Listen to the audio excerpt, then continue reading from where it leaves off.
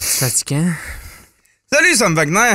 Salut, Pascal Lalancette. Comment ça va? Ça va bien, toi? Ça va bien. Qu'est-ce qu'on boit à soir? On boit de la cuivrée au thé, 25e anniversaire. Édition spéciale de la Barberie pour ses 25 ans, la cuivrée au thé, un grand classique de la Barberie. Ça fait-tu 25 ans qu'ils font la cuivrée au thé, tu penses? Je sais pas si ça fait 25 ans qu'ils font la cuivrée au thé, mais ça fait 25 ans que la Barberie est ouverte. D'ailleurs, je pense qu'il y a un 5 à 7 spécial cette semaine, vendredi. Là, je sais que c'est un peu passé date pour l'épisode, mais quand même, je savais pas que ça faisait aussi longtemps que ça que la Barberie était une de nos institutions. Ben, 25 ans, oui. Ben oui, effectivement. Puis la cuivrée au thé, d'ailleurs, c'est avant qu'ils se mettent à sortir des sures puis tout ça, là, tu sais, quand j'allais au sacrilège dans le temps, là, que j'étais jeune et fringant, c'était la cuivrée au thé que je préférais. Mais on se ramassait, parce qu'il y a comme du thé là-dedans, là. Ouais, fait que... On se ramassait plus couchable. Ah ben... Ouais. C'était dans la manière de tirer les soirées la plus organique que tu pouvais trouver à Québec. Bon, on s'en est pas rendu compte avant ben des mois, ben du temps. Là, on buvait ça, mais on comprenait pas pourquoi que, tu sais, à 4-5 heures, on se demandait pourquoi que le party était pas arrêté. Écoute. Mais c'est parce qu'on buvait du thé à longueur de soirée, dans le fond. Ben, tu sais, c'est ça. T'es sur la grosse théine tout le long. En tout cas, on va voir à la fin de cet épisode-là si la légende tient. Ben, l'épisode qu'on va tourner aujourd'hui, c'est ça. Pas celui qu'on présente actuellement. Non, c'est ça. C'est ça, parce qu'on est tout le temps une semaine de décalage par rapport à qu'est-ce qu'on présente puis qu'est-ce qu'on tourne. On vous donnera des nouvelles de la TN. On a encore un sponsor cette semaine. C'est qui? C'est Isoperfo, la clinique Isoperfo. Puis d'ailleurs, j'ai pensé à eux autres aujourd'hui parce que j'étais allé au gym tantôt. OK. J'ai pas l'air d'aller au gym, là. Non, mais j'y vais quand même le plus régulièrement que je peux. L'important, c'est... Des semaines un peu plus, des semaines un peu moins. OK. Mais quand même, j'y vais. Puis là, j'étais allé avec un de mes chums cette semaine. OK. Puis tu sais, il me guide, là, parce que je suis pas trop bon dans les entraînements puis dans la muscu parce que j'en ai jamais vraiment fait. Puis il est comme vraiment plus avancé que moi, tu sais. Fait que ça me craint qu'à essayer de faire des moves de trop. Puis j'ai été un petit peu ambitieux, ces poids que j'ai pris quand j'étais sur le bench, puis que je faisais des pecs. Puis je me suis fait, classique. Me suis fait mal tu dans fais pas le dos. Bien tes mouvements aussi parce que tu commences. Ouais, c'est ça. Fait que, tu sais, je pense pas que je suis terriblement blessé, mais je me suis fait mal dans le dos, puis j'ai pensé à eux autres tout de suite parce que si jamais la douleur persiste, c'est la place où aller. Ou peut-être faut pas t'attendre, en fait, que ça persiste. Effectivement, je devrais tout de suite penser à me booker un rendez-vous avec Isoperfo. C'est une gang de pros. C'est pas une affaire de médecine holistique. C'est des gens qui vont faire une évaluation complète de mon cas, qui vont me donner les soins et les services desquels j'ai besoin pour récupérer ma mobilité, puis recommencer à être capable de faire de la compétition contre mon chumé qui est vraiment plus fort que moi. Va chercher ta bière, c'est pas grave, là. On n'est pas pressé. Je viens de perdre ma bière qu'il va falloir que j'ouvre. Ça va bien, ça commence bien. C'est des affaires qui arrivent, Sam. Des meilleures puis des pires familles, il y a des bières qui s'échappent à terre. C'est effrayant. C'est effrayant. Bon, fait que bref, pour être sûr de ma shot, probablement que demain, je vais aller sur cliniqueisoperfo.com. Isoperfo.com. Il va falloir que tu prennes rendez-vous d'avance, là. Prendre un rendez-vous pour être sûr de ne pas rester barré du dos, m'assurer que tout ça s'est traité en bonne et due forme. Ben, c'est excellent. C'est un bon plan. Ouais, je pense que oui. Qui qu'on reçoit cette semaine? On reçoit qui? Pierre-Philippe Renaud. OK, je m'en rappelais pas. Dungeon Master, professionnel, créateur de jeux de toutes sortes. Le gars, il joue à D&D depuis tout le temps. Pour ceux qui sont un peu moins intéressés par ces affaires-là, D&D, c'est Donjon Dragon. Ouais. On pense que c'est une grosse affaire de nerd, mais c'est une des activités les plus créatives qu'il n'y a pas. Les plus sociales aussi, tu sais, c'est ça, là. Absolument, puis c'est de la co-construction d'histoire, c'est de ça qu'il nous parle. C'est vraiment crissement intéressant. Tout ce qui va autour du fait d'être un Dungeon Master. Il faut que tu crées un univers, il faut que tu joues avec les règles du jeu pour balancer ça. Il faut que tu t'organises pour que tous tes joueurs aient leur part à prendre, en fait, dans l'histoire que tu construis, mais il faut aussi que tu t'adaptes au fur et à mesure. Ben, c'est ça, parce qu'il faut que tu leur laisses une part de créativité aussi. Comme tu dis, c'est un peu comme un univers commun qui se crée ensemble. Puis le Dungeon Master, ben, il faut qu'il deal avec tout ce que le monde apporte à l'histoire. C'est un petit peu comme quand on discute, toi puis moi, tu sais. Puis que je te coupe la parole. C'est moi le Dungeon Master, puis j'essaye de faire une histoire cohérente, puis là... Tu me lances une balle champ gauche puis je suis obligé de dealer avec pendant une couple de minutes. Exactement, là. C'est tout le temps ça. Ouais. Exactement ça. C'est comme une game de D&D, ce podcast-là, finalement. L'enfer, mais au moins, t'as t'as la créativité de dealer avec ça, tu serais un bon Dungeon Master. J'en suis un d'ailleurs, mais vraiment, ben oui. Dans une autre vie? Non, et je fais ça, genre animer des games de D&D aussi. Mais rien de comparable avec ce que Pierre-Philippe fait. D'ailleurs, Pierre-Philippe, on va le mettre dans nos liens, vous allez pouvoir aller explorer ça, mais il y a son propre podcast où il se met en scène avec ses joueurs, puis on peut suivre une campagne de D&D c'est ça. En live puis en différé. C'est quand même vraiment intéressant pour du monde déjà expérimenté par le jeu, mais aussi pour du des monde gens qui qui veulent connaissent pas s'initier à ça. cette affaire-là. C'est une bonne manière de se faire raconter des histoires puis de vivre un monde fantastique. C'est un peu comme écouter Game of Thrones, mais il faut que tu sais, avec du monde qui te le raconte puis tu te fais des images, là. Ouais, faut que tu te l'imagines un peu plus. Le dragon, il a comme moins de budget, pareil, là, tu sais. Non, mais tu sais, pareil. Mais c'est ça. C'est un peu comme Game of Thrones.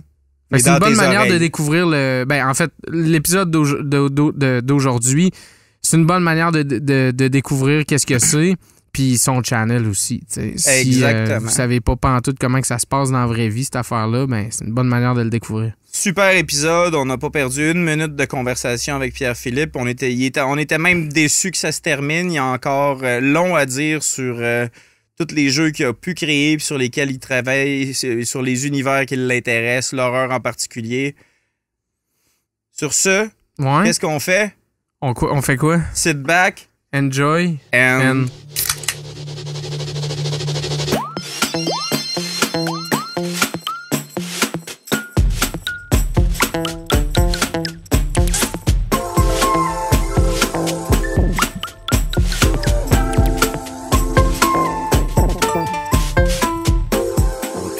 nécessaire sans que ça nous coûte les yeux de la tête. Là. Puis surtout qu'on est les 6 un peu éparpillés partout au Québec. Là. On n'est pas dans la même ville, fait que c'est tout le temps un peu compliqué d'essayer de s'arranger. Là. Mais on réussit à manager. Comme là, la semaine prochaine, je peux pas y aller à cause de l'école, justement. Ils ont un live, c'est durant le Minifest à Montréal. Qu'est-ce que c'est, ça? C'est un espèce de petit festival de shows de variété, d'humour, etc. Je sais pas si dans quel secteur, par exemple. Puis on fait un live de jeu directement sur scène à la place d'être un show d'humour, c'est une partie. Là. Ah ouais, c'est cool ça. Ouais, c'est cool pour le reste. C'est tout le temps toi qui maste ou vois-tu, là, c'est pas moi, c'est mon collègue Félix, qui est aussi vraiment bon, là, il est vraiment super bon. Puis habituellement, lui, il fait. À la zone, on a fait une autre fois un live à Nicolette dans le cadre d'une activité, puis c'était lui aussi qui l'avait fait. Puis pour l'instant, j'ai pas jamais fait de show devant public où c'est moi qui menais le bal, mais habituellement en ligne, on a une campagne présentement. La campagne longue, c'est moi qui l'anime, puis je fais ici et là quelques one-shots, sauf que là, on sait justement, on a intégré des nouvelles personnes dans l'équipe pour avoir un peu de lousse parce que c'est aucunement notre job principal à aucun d'entre nous, mais ça nous prend tellement du temps, là, c'est de la job en tabarnouche, mais on réussit à moyenner. Juste organiser une game, là, tu sais. Là, j'ai vu tes épisodes de la campagne que t'as en cours, là. Puis, tu sais, c'est ça, c'est des games d'1h30. Fait que déjà, vous gaulez, là, parce que ouais. ça prend des joueurs qui savent ce qu'ils font, là, pour rentrer une quest en 1h30. Oui. Mais c'est une campagne en continu. Ça se suit, puis ça avance. Puis on est rendu à l'épisode à 103, 64. Elle a un peu plus qu'un an de fête. À coup d'un épisode par semaine. Fait que c'est souvent un enregistrement une fois par semaine pour ça. Des fois, l'été, on est capable de s'arranger pour l'avoir 2, 3 un après l'autre. Fait qu'on se donne un lousse. Fait qu'on a des semaines qu'on n'enregistre pas et qu'on peut se permettre de faire autre chose. Fait que non, c'est tout le temps... c'est comme sans arrêt, là. Show must go on. Ouais, exactement. C'est correct, c'est de même qu'on aime ça. Cette campagne-là, tu l'as-tu montée à partir de rien? Tu sais? C'est quoi le matériel que tu as été chercher? De scratch, ça a été... En fait, ce qui s'est passé, c'est que je suis pas tant un gars de... C'est bizarre ce que je veux dire, mais je suis pas tant justement un gars de longue campagne. Je suis souvent un gars qui est plus dans des one-shots, des parties d'un soir où est-ce que ça va se dérouler à la manière d'une nouvelle. Souvent, on va commencer, on est déjà direct dans l'action, puis ça va se conclure vraiment d'un claquement de doigts.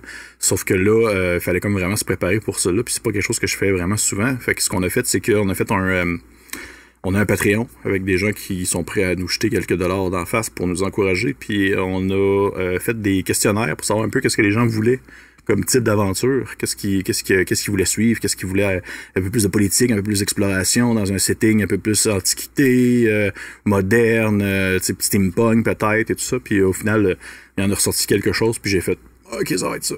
Puis on est parti de ça. Puis ça grossit à mesure qu'on joue. Souvent, il y a il y a du jus qui sort, puis je vais comme intégrer. Je fais, ah ouais, tu sais, je préfère des liens entre ça puis ça, qui ont été mentionnés au début de la campagne, mais qu'on n'a jamais reparlé, puis ça va marcher ensemble. Puis c'est pas parfait, là. Des fois, il y a des bouts. Ça a déjà arrivé qu'il y a des gens qui sont super pointus, puis qui nous écoutent comme si c'était genre Game of Thrones, puis qui écoute comme on a un gars, ça me fait capoter, mais ça me fait capoter parce que c'est pas tout à fait cohérent votre affaire, ouais, mais là, c'est ça le pire, c'est qu'il dit ah mais là ça marchait pas là, à tel épisode, je dis hey correct, c'est pas une chance là, parce qu'on a des personnes qui genre, tu sais, si on est rendu à l'épisode 63 puis c'est 1 heure par épisode environ minimum. Des fois, un épisode qui est 1h50, quasiment 2 heures. Puis il y a des personnes, je pense à 2-3 personnes principalement, que ça fait comme 2-3 fois qu'ils se l'écoutent au complet.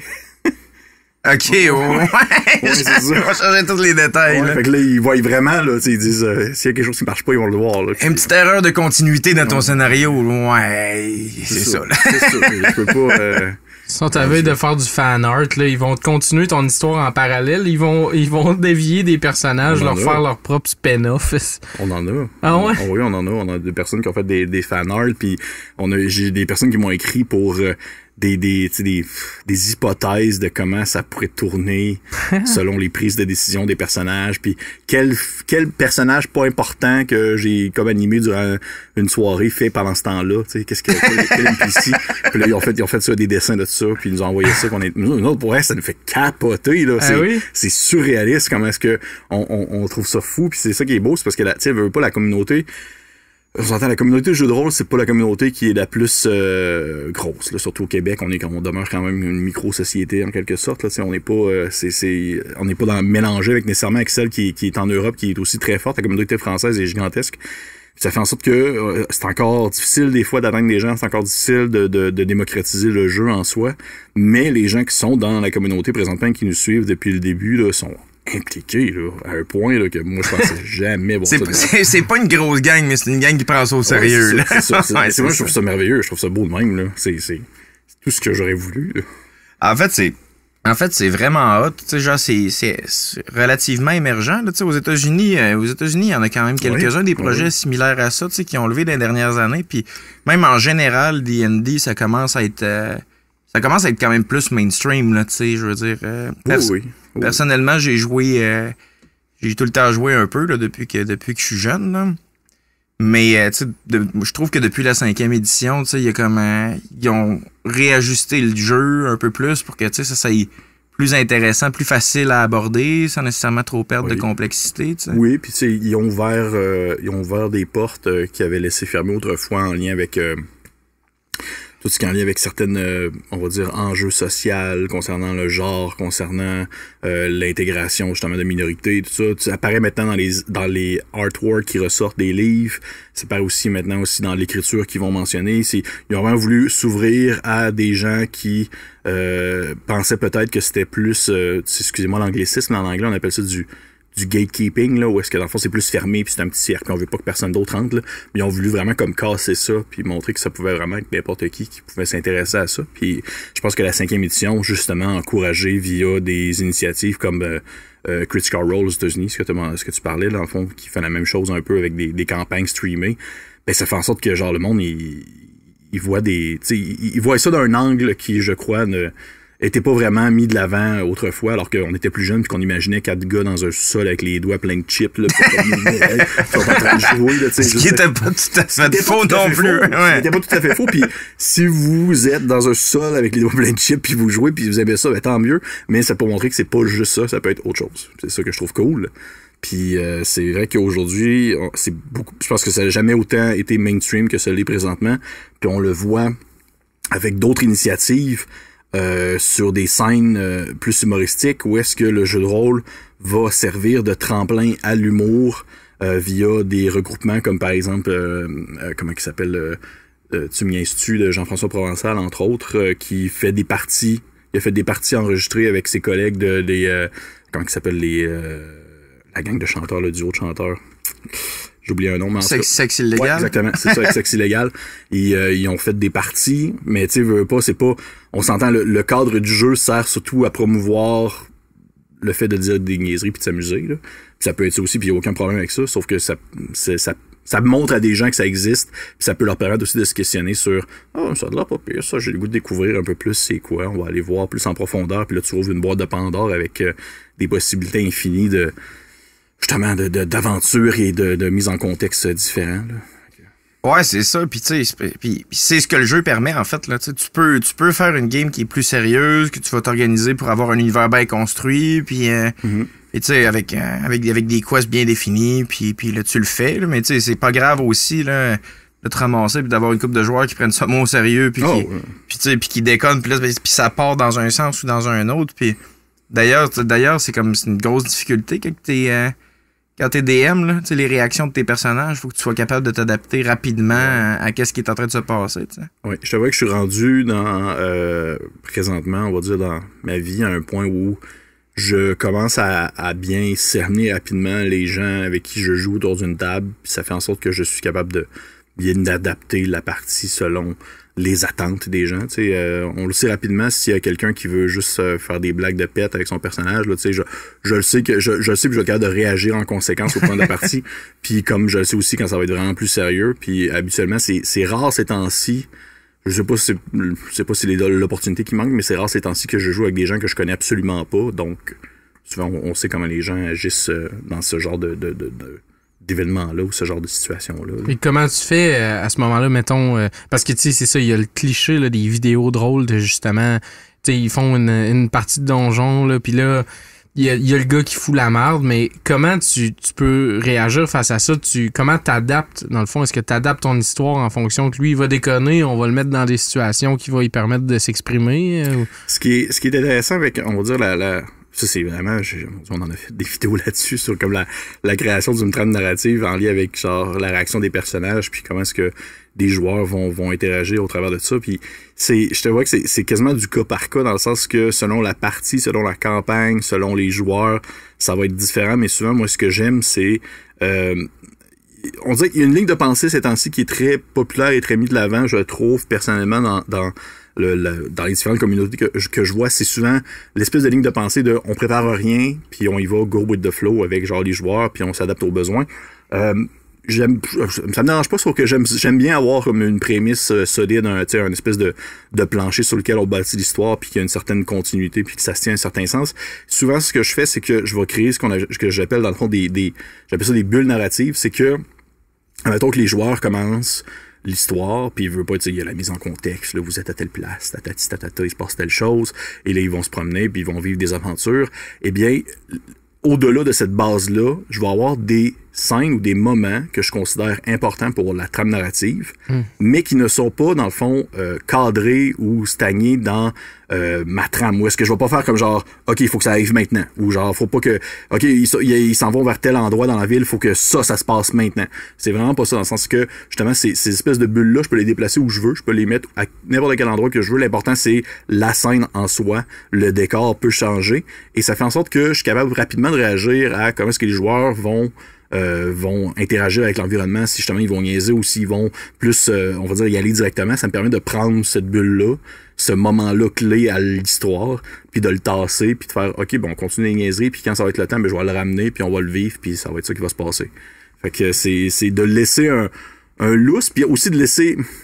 Souvent, ils s'en rendent pas compte. C'est ça le truc, c'est qu'ils se rendent pas compte que ils sont en train de vivre un moment important de la partie parce que eux, ils font juste continuer à faire leur niaiserie ou ils continuent à faire leur objectif personnel ou l'objectif de groupe qui se sont comme décidés entre eux. Sauf que moi, de mon côté, en tant que DM, je sais que ça se passe, je sais que ça arrive. L'information se transfère quand même. Ils finissent par apprendre quand même qu'est-ce qui se passe. Puis ça me permet de pouvoir continuer ma trame narrative en prenant en considération que ils savent déjà, dans le fond, l'information que je voulais leur donner pour la suite des choses. Ils l'ont, là, ils le savent. Même s'ils n'ont pas arrêté de faire leur bouffonnerie. Bouffonnerie, ouais. Tes influences soft, finalement, là, tu sais. Oui, exactement. Ouais. Souvent, ils s'en rendent pas compte. Puis ça, je trouve ça le fun parce que ça arrive que il y a des grosses critiques sur ce qu'on appelle du railroading en anglais, là, où est-ce que tu vas contrôler, dans le fond, tes joueurs, ce qu'ils font, leur ligne directrice, puis tout font. Le truc dans ça, c'est que j'ai aucun problème avec ça. Tant qu'ils s'en rendent pas compte. Puis au final, c'est ça, ils s'en rendent pas compte. Là.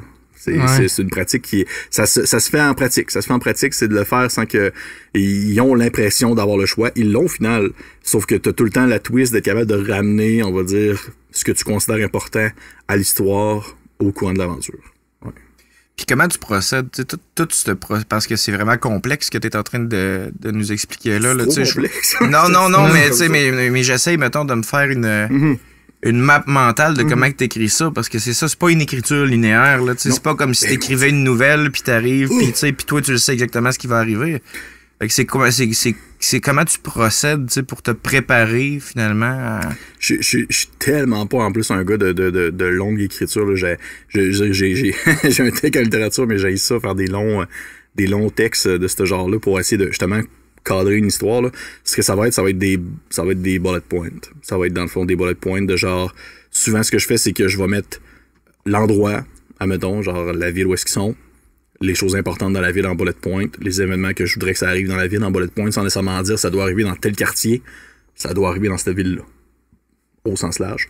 Fait que au final, ça donne l'impression que je veux pas dire que c'est pas organisé, puis c'est pas créé super sur le long terme. Ça donne cette impression-là, mais au final, oui, ça l'est quand même, parce que, je veux dire, j'ai mes informations, j'ai l'information que je veux leur partager, j'ai ce que j'ai créé, ce que je considère important. Puis, veux pas, ben, il y a quand même une part d'improvisation qui embarque au moment où est-ce que les joueurs vont se promener, puis on va dire, vivre les expériences dans la ville et découvrir des nouvelles choses. Ben, il y a une partie de ça où est-ce que moi, je l'ai pas écrit, là, je vais comme inventer sur le fly des événements ou des éléments, mais ces événements-là et ces éléments-là qui sont inventés sur le fly, veux pas, ils vont être soit précédés ou ils vont arriver avant un événement qui est prévu par ma trame narrative que j'ai marqué en bullet point, ce qui fait en sorte que ça donne l'impression que tout est prévu. On a vraiment l'impression, les joueurs sont vraiment comme, OK, il était prêt. Mais pas en tout, là, je suis juste comme ça. Okay, bon, ça donne l'impression qu'il influence qu'il y a une certaine vie dans cette histoire-là, puis c'est une trame narrative-là. Dans le fond, c'est qu'ils ont l'impression de l'influencer, mais au final... il l'influence. C'est important. Je trouve que c'est important de faire en sorte que les joueurs, ils ont leur on va dire, si tu veux pas l'histoire c'est sur eux. Pour moi, l'histoire, c'est pas sur Monsieur Pouf le tavernier. Là. Mon histoire, c'est sur les personnages, puis c'est eux qui ont les prises de décision, puis c'est eux qui décident de quoi faire. S'ils décident tout bonnement de se mettre à égorger tous les passants qui vont croiser dans la ville, puis essayer de mettre le feu à tous les bâtiments, je vais y aller avec ça. Je vais pas comme faire non, c'est pas ça qui était prévu dans le scénario. Je vais les laisser aller, mais comme j'aime dire, toute action a des réactions et des conséquences. Fait que s'ils savent là, que genre si tu commences à faire ça, ben il va se passer des choses comme dans la vraie vie. Là. Tu vas te faire arrêter, puis on va vivre peut-être quand même que la quest ou l'aventure va devenir une espèce de tentative de s'échapper de la prison, des choses comme ça. Il y a toute une manière de... Ça arrive-tu des fois que justement, là, mettons, t'as fait une session, je sais pas comment ça dure de temps, mettons une partie ou whatever, puis là, tu fais comme, là, va falloir que je retourne à la table d'écriture, là, ils ont foutu à la merde avec mon histoire, là, va falloir que j'essaye d'inventer d'autres choses là, pour la suite. Là. Non, c'est jamais arrivé. C'est jamais arrivé parce que justement, je me garde assez justement d'espace flou pour pouvoir remplir ça au besoin. C'est jamais arrivé que... je pense que c'est arrivé une fois. C'est arrivé une fois dans une partie avec... c'est même pas avec ma gang de coups critiques avec qui je fais ça là, présentement. C'était avec une gang de Montréal qui s'appelle Les Tu-Game. Qu'il y a un joueur qui m'a vraiment pris par surprise. Puis ça, je m'y attendais vraiment pas. Là. J'ai vraiment fait comme... OK, mais tu sais, j'ai pas le temps de retourner sur la table. Qu'est-ce qui s'était passé? C'est ça, je suis curieux. Je vais essayer d'enlever toute la mise en contexte, mais dans le fond, c'est que les joueurs se sont comme fait arrêter par des espèces de policiers médiévals parce que justement, ils sont comme reconnus coupables d'un soit de crime ou peu importe. Et le planning, la trame narrative, c'était, ils se font arrêter, ils se font emmener dans un espèce de plan d'existence autre, et rendu là, ils vont comme subir un procès. Sauf que entre-temps, entre le moment où est-ce qu'ils se sont passés du point A au point B, entre le point A et le point B, il y a comme un joueur qui a vraiment comme utilisé des pouvoirs que j'avais complètement oublié que son personnage avait. J'avais absolument pas pris en considération. J'avais vraiment complètement oublié ça. C'était champ gauche, là, ouais. C'était vraiment champ gauche. Il a utilisé ça. Puis après ça, il a comme commencé à vraiment faire des tentatives de genre mettre le feu à toutes les créatures qu'il voyait autour de lui pour justement essayer de s'enfuir avec ses amis. Ça a comme marché, puis là, j'étais vraiment comme... Oups! C'était vraiment pas dans mes attentes, là. C'était vraiment... Mais j'ai été capable de bien rattraper la balle, puis ça a mené justement à une aventure secondaire qui n'était pas prévue, mais qu'on a pu conclure au cœur de la même soirée. Fait que c'est quand même le fun parce que ça a fait en sorte que l'aventure secondaire, à la fin, elle s'est terminée.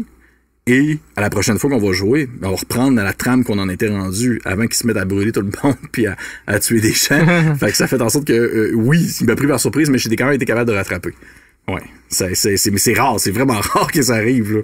Parce que je sais pas, je pense que j'ai assez de pratique, je crois, à un certain point pour être capable de bien réagir à ce que les joueurs font, puis je dois même laisser des zones de gris pour être capable de réagir en conséquence. Souvent, ce que je vais faire, c'est que les joueurs vont des fois en fait, c'est que moi, je suis comme un gros gourmand d'informations. Fait que si les joueurs me donnent des infos concernant leur personnage, puis que je trouve que ces infos-là peuvent amener un peu plus on va dire, de chair autour de l'os narratif, ben je vais trouver une manière de les intégrer dans l'histoire, puis de faire en sorte que je vais reconnecter en quelque sorte l'histoire du personnage à la trame générale. Et ça fait que au cours de la partie, le joueur va faire pourquoi est-ce que, genre, mon grand-père, il est associé avec telle personne qui est dans l'histoire principale? Puis je fais comme genre. Ah, c'est cool. J'ai su des affaires, puis. c'est ça. Fait que j'en ai pas rendu compte. Ouais, c'est exactement ça. J'aime vraiment beaucoup ça. J'ai besoin de joueurs. Ça, c'est important, là. C'est des joueurs qui sont proactifs puis qui te nourrissent bien en tant que DM. C'est vraiment important. C'est qu'ils font pas juste répondre des oui, non, puis qu'ils savent. Ils font juste en réaction à ce que tu fais. C'est un peu plus difficile, je dirais. Ouais. Ouais, c'est une affaire de collaboration, finalement, c'est ça. T'échanges avec eux autres directement. Puis comment ça marche, mettons, fonctionnellement, là, tu dis que t'es un gros consommateur d'informations, tu prends des notes au fur et à mesure qu'ils sont en train de parler, ou... Souvent, en fait, c'est pendant qu'ils parlent, des fois, pendant qu'ils parlent, oui, mais souvent, ça va être plus avant la partie, ou même entre des parties, je vais leur parler, je vais leur poser des questions. Souvent, j'ai une liste de questions que je pose qui est comme un peu... on appelle ça comme la liste des 20 questions. C'est des questions que tu demandes au personnage de remplir. C'est des questions de genre... c'est quoi les croyances de ton personnage? Qu'est-ce que tes parents pensent de ton personnage? Si tu pourrais donner un conseil à ton personnage, ce serait quoi? Si tu pouvais donner un conseil à ton personnage, ça demande de l'introspection. Tu sais, c'est comme... c'est ça pour eux. Mais tu sais, même si c'est pas de test, mettons qu'il se reste très en surface, moi c'est pas grave, ça me donne quand même du jus à travailler avec, puis de pouvoir l'intégrer plus tard. Puis quelque chose que j'aime beaucoup faire, puis ça les joueurs commencent à savoir que je fais ça, c'est que souvent je vais créer, je sais que je peux pas faire ça avec tout le monde, il y a des joueurs que ça serait absolument pas fonctionnel, là, mais je vais comme créer sur le fly, où je vais le prendre en considération avant qu'on joue, des éléments de l'histoire du personnage, en fait du joueur, sans que celui-ci soit averti d'avance. Admettons que, un exemple concret, on est dans une partie, puis les joueurs rentrent dans une taverne. Puis là, je vais dire à un des joueurs, « Hey, tu le connais le tavernier? Tu le connais de où? » OK, avec lui, il est obligé de réagir tout de suite. Mais là, il travaillait avec mon père dans le temps. OK, cool. On va sans considération. OK. Ouais. Mais là, il faut que tu emmagasines tout ça, tu gardes ça dans ta tête. Ça prend 2 secondes à écrire. Là. OK. Connais tavernier. OK. Ville. Tu sais, connais tavernier dans telle ville. Ouais. C'est comme toi qui as déterminé cette affaire-là, finalement, que le gars, il connaît le tavernier. Mais là, après ça, c'est lui qu'il faut qu'il t'explique pourquoi. Puis, OK. Ouais, puis ça, c'est un style de jeu qui n'existait pas auparavant, mais qui a quand même été poussé par on va dire, je vais pas rentrer là-dedans, là, c'est comme les gros styles de jeux de rôle, mais c'est un jeu qu'on appelle plus narratif, où est-ce qu'il y a une création partagée, là, où est-ce que... En fait, on peut rentrer là-dedans, c'est super intéressant, c'est ça. Dans ce que vous voulez. Mais non, c'est intéressant, justement, de cet aspect-là, de dire, comme, tu te nourris de ce que les autres veulent te donner pour... Puis, dans une certaine mesure, ça doit leur donner l'impression de faire vraiment plus partie de l'histoire, puis de pouvoir modeler un peu plus le monde autour d'eux autres là, auquel ils participent. Là. Oui, absolument. Ça permet justement de donner, pas de donner l'impression, c'est le cas, là, de les faire participer à la création de l'univers. Puis ça, c'est intéressant parce que c'est un peu aussi le prérequis. C'est un peu qu'est-ce qu'on offrait, par exemple, aux gens qui nous suivent justement sur Patreon, c'est que il y a certaines personnes qui ont l'exclusivité où, de temps en temps, je leur envoie un questionnaire où je leur pose des questions sur l'univers en soi, puis je leur pose des questions sur les événements actuels de la campagne, puis je vais leur dire qu'est-ce que vous pensez de ça? Qu'est-ce qui pourrait arriver? Le joueur, ça serait quoi le lien avec tel personnage et ce joueur-là? C'est qui l'ennemi dans cette ville-là? Et les personnes me lancent des idées, puis ça donne l'impression aussi que la communauté, dans le fond, crée aussi cet univers-là avec moi. Ben oui. Ça donne une chance à tes fans d'être directement impliqués dans le produit qu'ils consomment, finalement. C'est comme si Marvel nous demandait qu'est-ce qu'on veut qu'il arrive à Captain Marvel la prochaine fois. Là, exactement. Un peu comme quand, je sais pas si vous avez sûr qu'on était jeunes, mais c'était un épisode, c'était un épisode des débrouillards, ou je sais plus, où est-ce que, à la fin de l'épisode, ils se disaient, oh, est-ce que tel personnage est mort, vous vous appelez à tel numéro. Je sais pas, je me rappelle pas de ça. Jeune. En fait, ça coûtait comme 2,99, puis tu pouvais comme dire, non, elle survit. Ça influençait pour le prochain épisode qui n'était pas encore enregistré, là. Ouais. Et là, tu dis que c'est un style de jeu qui était pas nécessairement tant populaire avant. Qui n'existait pas tant non plus. Le jeu de rôle, c'est un médium qui évolue constamment et qui a comme. Et qui se. Comment je pourrais dire? Comment je vais essayer de pas trouver un terme trop péteux, mais tu sais, qui se spécialise dans un sens où est-ce qu'il y a maintenant des théories universitaires, des gens qui ont écrit des essais là-dessus. Tu sais, ça devient quelque chose qui est un peu plus cadré à un certain sens, qui fait en sorte qu'on est capable de mieux déposer des mots sur certaines choses, sur certains aspects. Et ça apporte le fait que y a des styles de jeu qui apparaissent, il y a des styles de jeu qui prennent de l'ampleur, et ça, c'est un style qui existait pas il y a plusieurs années, mais là, ça fait quand même un bout de temps que ça existe, on s'entend, là. Mais c'était un jeu, justement, qui est plus narratif, qui fait en sorte que la création est partagée entre le DM et le joueur. Souvent, ça va faire partie des consignes du maître de jeu de temps en temps lancer des balles aux joueurs en faisant comme OK, qu'est-ce qu'il y a de l'autre côté de la montagne, tu sais, dans quoi est-ce que vous allez arriver?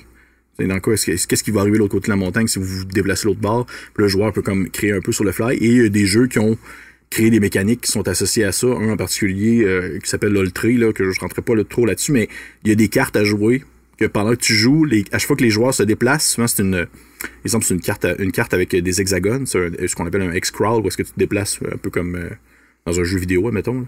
Et tu te déplaces d'une zone à une autre, et à chaque fois que tu arrives dans une zone, tu piges une carte, et sur la carte, il y a des mots-clés que ça te sert à créer du stock pour la zone où est-ce que t'es.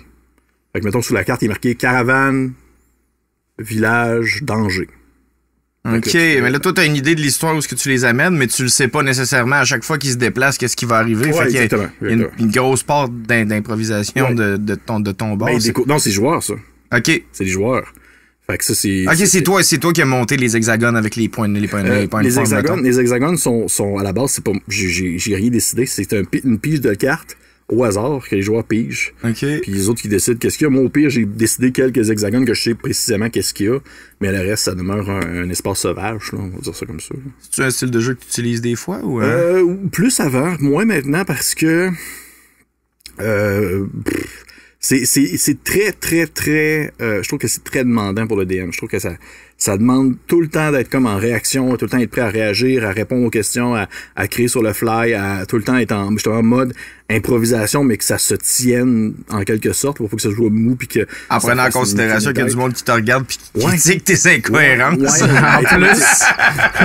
Pour vrai, si vous écoutez ça, ça me dérange vraiment pas. Là, c'est pas ça. Non. En fait, je fais une défense. Ouais. Mais c'est même hors stream, même hors enregistrement, je trouve ça... je commence à trouver ça... de temps en temps, c'est le fun. Souvent, je vais le faire, mais ça sera comme pas trop non plus partagé, pas trop non plus narratif. Mais moins qu'avant, je te dirais. Moins qu'avant. Ouais. T'as fait ça pendant un temps. Puis ça fait combien de temps que... Tu sais, ça doit faire vraiment longtemps que tu joues à des jeux de rôle. 2 ans à peu près. 2 ans à peu près. J'essaie des affaires. C'est ça. Ça fait-tu longtemps que tu mastes? Parce que, tu sais, genre, c'est un upgrade? C'est-tu genre une promotion que t'as à un moment donné de devenir master? Il y en a pour certains que c'est une promotion, pour d'autres c'est une malédiction. Hein, parce qu'il y en a que c'est comme ce qu'on appelle un forever DM, c'est qu'en fond quelqu'un qui est pogné sur cette chaise-là pour tout le temps, parce que personne d'autre veut masteriser le parti, fait que tu fais faire, bon, ben, je vais le faire, comme d'habitude. On jouera pas, c'est pas moi qui masse. C'est comme le bassiste dans un band, man. C'est ça, c'est comme c'est exactement ça. Tout le monde qui commence à jouer de la bass, c'est juste parce qu'il y a personne d'autre qui voulait le faire, tu sais. C'est exactement ça, c'est comme le bassiste dans un band, mais pour vrai, Ça va faire quand même, mon Dieu, ça va faire... là, j'ai quel âge? 32, ça va faire un peu plus que 21, 22 ans, à peu près que je joue. Ouais. J'ai commencé comme joueur, puis rapidement, j'ai voulu ressentir le besoin d'être maître de jeu. Fait que ça a été quand même rapidement, j'ai peut-être été joueur 1 an avant de commencer vraiment à animer des parties, puis au début c'était n'importe quoi, là, je savais pas comment jouer nécessairement, là, c'était plus on lance des dés puis ok ben ça marche, ou c'était moins cadré. T'étais comme prédestiné à être Dungeon Master là, finalement là. On dit je l'ai forcé, mais ouais. Ben non, mais c'est ça qui te faisait triper. Oui, puis c'est ça qui me fait triper encore aujourd'hui. Ah oui. Puis c'est où que t'as eu le flash, t'as dit ah ouais non ça m'intéresse plus là. C'est particulier parce que j'en ai parlé vraiment récemment en plus avec des gens de ça, c'est que je me rends compte que je suis pas un joueur qui est tant stimulé sur le long terme dans l'introspection, dans la création d'un personnage, dans vraiment connaître sa psyché, connaître ce qu'il aime pas, ce qui le perturbe, ce qui le stimule. On dirait que c'est pas assez, j'ai besoin de faire ça en surface au lieu d'aller en profondeur, mais avec 400 personnages au lieu de 1. OK. J'ai besoin de comme avoir Monsieur Grumpf qui mesure 6 pieds 8 puis qui fait peur, puis Madame Plock qui mesure 4 pieds 2 puis qui fait pas peur. T'sais. Puis les autres joueurs décident ce qui se passe un peu avec ils leur donnent de la profondeur à ces personnages. Ils donnent de la profondeur à leur propre personnage. Ouais. Mais moi, je veux dire, dans le fond, ce qu'on appelle les personnages non joueurs, c'est-à-dire tous les personnages avec lesquels les joueurs vont interagir au courant d'une partie, que moi j'incarne, ben j'ai plus de fun à faire ça et à créer des personnages en surface un peu que de créer un seul personnage vraiment super complexe et complet. Là. Les NPC, eux autres, ils répètent la même phrase tout le temps. Ils rentrent dans les murs. Ils rentrent dans les murs, ils sont mal programmés. Non, c'est ça l'affaire, c'est que souvent ce que j'aime faire quand je veux créer un personnage non-joueur, par exemple, ou même un personnage joueur, je vais souvent prendre 2 personnages de culture populaire que j'aime, puis je vais les mixer ensemble. OK. Puis là, ça va me donner comme cette bonhomme-là. Ah ouais, t'as-tu un exemple? Oui, mais j'ai un personnage dans une partie. Puis ça, c'est une des seules parties où je suis joueur. Ça s'appelle la garde partagée. Où est-ce que, dans le fond, c'est mon collègue Félix qui l'anime. Et dans celle-ci, on est comme des gardes. Puis on est vraiment des gardes push. Fait qu'on n'est pas comme les héros qui sauvent la situation. On est comme les gars en arrière. À la Terry Pratchett un peu. Ouais, exactement. C'est exactement ça. On est plus comme ceux qui vont comme nettoyer le guet, là. Ouais. Puis mon personnage s'appelle Barco. Puis c'est, légitimement, c'est un mélange entre Plume à la Traverse puis Tintin. Ouais, c'est comme, je pense. C'est un drôle de mec. Ben, en fait, c'est un gars qui est super proactif dans, genre, la résolution d'intrigues puis dans la compréhension d'un mystère puis qui est super curieux, mais il arrête pas de sacrer, il fume des tops pis il a genre une grosse barbe, il est genre. Ça brosse un peu. Mais il est genre comme, regarde, on va trouver la solution. Fait que c'est vraiment, ça, c'est ça qui me fait triper, c'est de, justement, créer des personnages qui sont hauts en couleur, qui sont caractériels, mais je peux, on dirait que je suis pas capable de m'arrêter à un seul personnage, justement, puis de commencer à le creuser puis en profondeur. Fait que moi, en tant que DM, ça me permet de créer plein de personnages qui les joueurs vont interagir avec, qui sont quand même, on va dire, construits à un certain point et qui souvent vont se construire à mesure que la campagne va avancer. Et à mesure que les joueurs vont me donner justement du jus, je vais pouvoir comme offrir plus de personnalité. Tu sais, un exemple que je vais donner dans la campagne actuelle qu'on fait, il y a un personnage que les joueurs ont rencontré, je pense, 2 fois. En tout, ils y ont parlé peut-être 10 minutes. Puis ça a été juste assez pour que ils le détestent à un point tel que c'est vraiment comme devenu leur pire ennemi. Puis moi, ben en sachant ça, je vais faire OK, il va être ça là. T'sais, je l'avais pas nécessairement prévu pour qu'il aille ce rôle-là. Ils vont revenir vous gosser une fois de temps en temps. C'est ça. Tu sais, quand vous allez le revoir, ben OK, il va être votre pire ennemi. Ça va être ça. C'est vous qui me l'avez offert là. Et fait que ouais, pour moi, je trouve ça plus stimulant à ce niveau-là. Ouais. C'est vraiment cool comme processus de création, puis ça amène à quelque chose d'autre parce que tu sais, il y a tout l'aspect world building, mais en fait, tout l'aspect roleplay est vraiment important. Là, c'est comment tu gères ça? Tu expliques qu'est-ce qui est en train d'arriver ou tu joues les personnages, tu les interprètes? Je suis pas nécessairement le DM le plus, on va dire, pas nécessairement talentueux, mais le plus en contrôle l'interprétation de ces personnages. Par contre, je m'en sors, je crois que je m'en sors plutôt bien dans la mise en place d'un environnement, d'un mood, d'une impression. Souvent, je vais mettre plus d'emphase sur qu'est-ce qui se déroule dans la salle où sont les personnages, comment est-ce qu'ils perçoivent les choses, c'est quoi l'ambiance qui en ressort, et le descriptif de la salle en soi, plus que sur le personnage non-joueur, mais de manière à ce que la salle va refléter aussi en quelque sorte la personnalité du personnage non-joueur.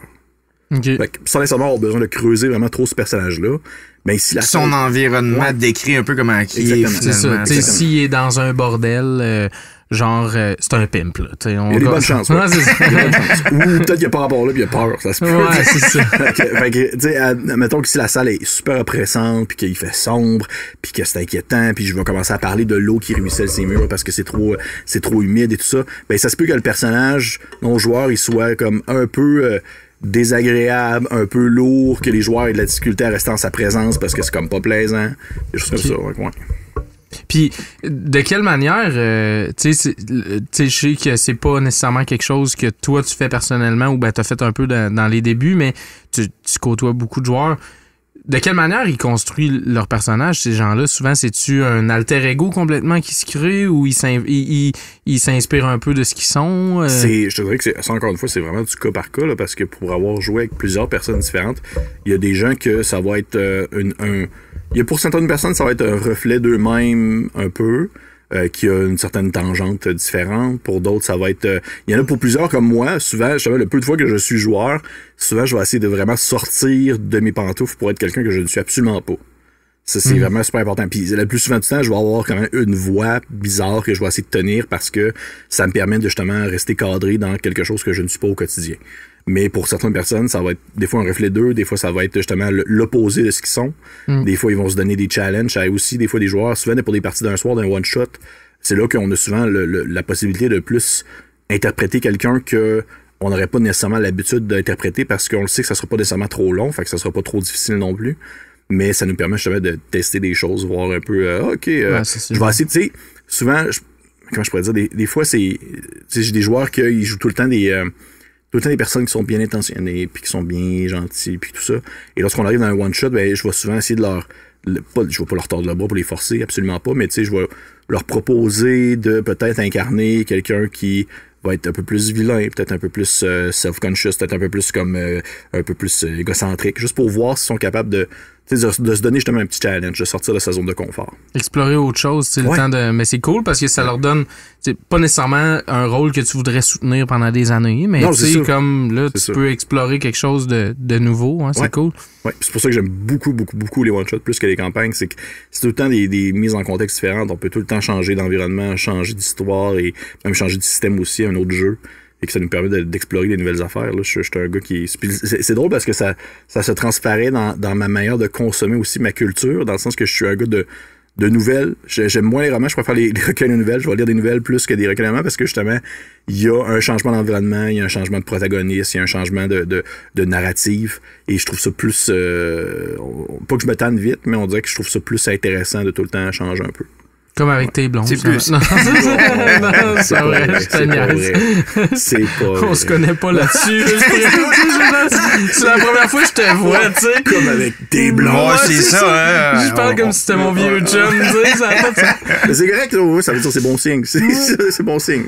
Non, mais c'est ça. Fait que c'est un peu aussi ce qui te fait triper, c'est un peu de te ramasser dans un environnement que tu sais pas trop comment tu vas dealer avec. T'es comme un jazzman un peu finalement. T'es comme ok, tu te fais garrocher. T'aimes ça de faire comme garrocher dans une affaire, puis comme improviser un peu sur le fly, puis en tant que DM, je te dirais peut-être moins en tant que joueur, oui, parce que justement, comme je l'ai dit, moi je suis pas un joueur qui est nécessairement comme tant porté sur le long terme en termes d'introspection et tout ça.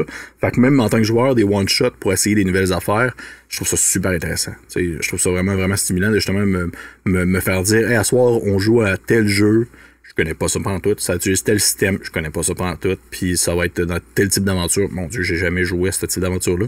Ben là, je vais trouver ça stimulant. Comme ça arrive très peu souvent ces temps-ci parce que je manque de temps puis la vie.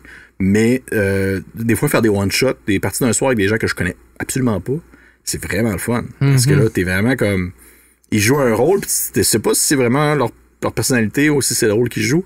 Puis ça permet de découvrir justement un nouveau style de jeu, sortir de ta zone de confort. On dirait que c'est comme le mot-clé, là. Sortir de sa zone de confort, j'aime ça. Ben oui, puis ça t'inspire. Après ça peut t'inspirer après pour tes campagnes, puis ces affaires-là. Ben oui, parce que bon, j'ai l'impression que j'avais pas de parler, mais au final, c'est moi qui me fais interviewer, c'est correct. Oui, c'est ça, c'est ça ta job après-midi. C'est le but. Je suis pas habitué, c'est pour ça. C'est le but de la patente. Ouais. Mais j'écoute, pour vrai, je dois écouter, mon Dieu, je dois écouter à peu près 80-85% de tout ce qui se fait en termes de actual play au Québec, en termes de parties enregistrées.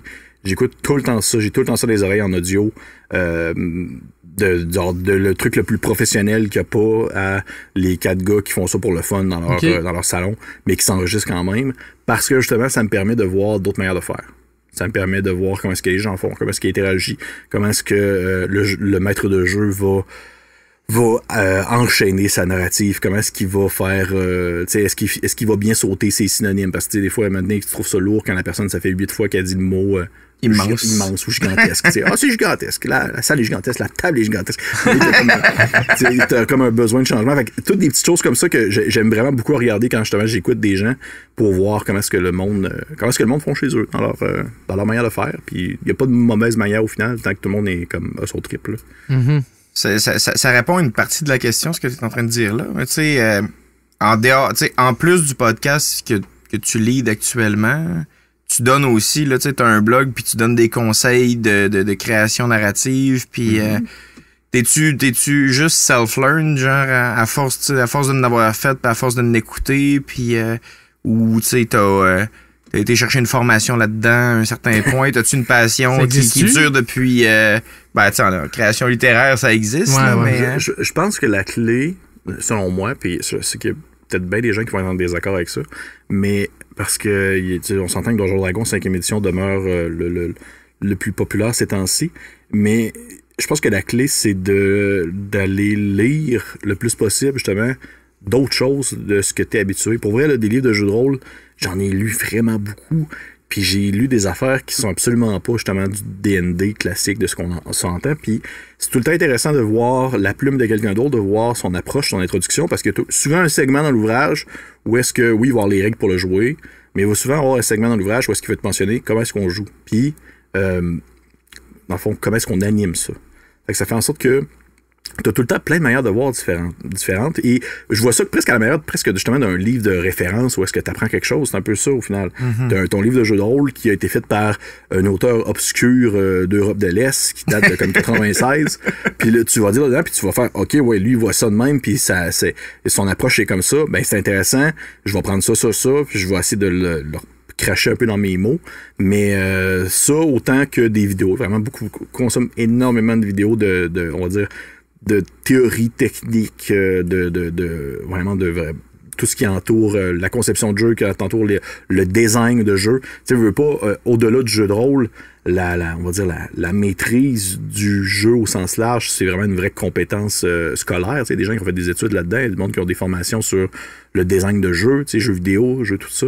Fait que ça permet de vraiment, on va dire, découvrir des manières de faire et ainsi le partager par la suite. Parce que je pense qu'au-delà de savoir de aimer le savoir, je pense que ce que je trouve important, c'est de le vulgariser aussi pour les personnes qui n'ont pas nécessairement le réflexe d'aller chercher l'information, mais qui sont toujours curieux d'en apprendre un peu plus. L'aspect design de jeu, c'est intéressant. Tu sais, puis le système de jeu que tu utilises, là, principalement, est-ce que tu mastes avec D&D 5 actuellement? Est-ce que c'est ça ton système de jeu de base? Est-ce que tu utilises d'autres systèmes de jeu? Est-ce que t'as des homebrew que tu t'es monté? Parce que tout le game design, c'est quand même important. C'est important. Je trouve que c'est vraiment important. Pour ceux que ça intéresse, parce que pour plusieurs personnes, ils s'en foutent du jeu tant qu'ils sont entre amis, puis c'est correct aussi, il y en a que c'est ça. Fair enough, mais en jouer à D&D 3.5 puis D&D 5, on n'est pas à la même place pendant tout, c'est ça. La campagne actuelle qu'on a, c'est de la 5e édition. Et c'est pas vraiment une surprise, mais je sais pas. La 5e, en tout cas, pour vous, non, mais pour les gens qui connaissent un peu, c'est pas, pour les gens qui me connaissent un peu, c'est pas du tout mon jeu préféré, c'est 0 bit bar. C'est vraiment pas mon jeu préféré. J'ai beaucoup d'autres jeux que je trouve vraiment plus stimulants à jouer, mais on a décidé d'aller avec la 5e édition parce que c'est une référence facile pour les gens. C'est une référence qui est facile à s'approprier, à connaître, à comprendre. Et c'est une référence aussi que c'est facile à extrapoler. Dans le fond, que ça arrive souvent que, mécaniquement parlant, les gens vont me poser des questions du genre « Hey, tel monstre que tu as fait apparaître dans tel épisode, c'était quoi ses caractéristiques? » Parce que la personne a joué à la 5e édition, fait qu'elle sait comment, elle sait c'est quoi ça. Elle va pouvoir le réutiliser. Et comme ça. Alors que je sais que si j'avais utilisé un jeu, peu importe, vraiment super obscur, ben, il y a comme cet aspect-là qu'on perd un peu, puis je trouverais ça dommage de faire perdre la richesse qu'on a de l'histoire, de l'aventure qu'on vit, des personnages et tout ça, parce que le système de jeu parle moins à certaines personnes. Fait que c'est un compromis que j'ai fait. J'ai fait un convoi avec la 5e. J'ai aucun problème avec ça. Elle est populaire, elle est plus connue, elle est plus large. Puis il y a un aspect de collaboration avec le public que tu peux... c'est vraiment un échange plus facile. Oui, c'est ça. C'est un échange plus facile. Au lieu de dire, hey, va lire tel livre de 400 pages que tu n'as absolument pas le goût de lire. Puis après ça, tu me poseras une question pour savoir sans qu'il a fallu que tu achètes sur Kickstarter à un moment donné parce que cet artiste-là, il est vraiment malade. En 2012, là, c'est discontinué avec une chance. Mais, fait que, c'est ça. Fait que ça a été la 5e édition, mais moi, j'ai beaucoup de plaisir justement à découvrir plein d'autres styles de jeu, plein d'autres, on va dire, de manières de jouer, bien que ces temps-ci, j'ai une petite tangente, là, je le cacherai pas. Mais puis de temps en temps, je teste dans le confort de chez moi, sans nécessairement le partager aux gens des systèmes de jeu que j'aimerais ça essayer de pousser dans un contexte précis, dans un univers précis. Fait que, ouais. Des systèmes de jeu que tu développes toi-même. Oui.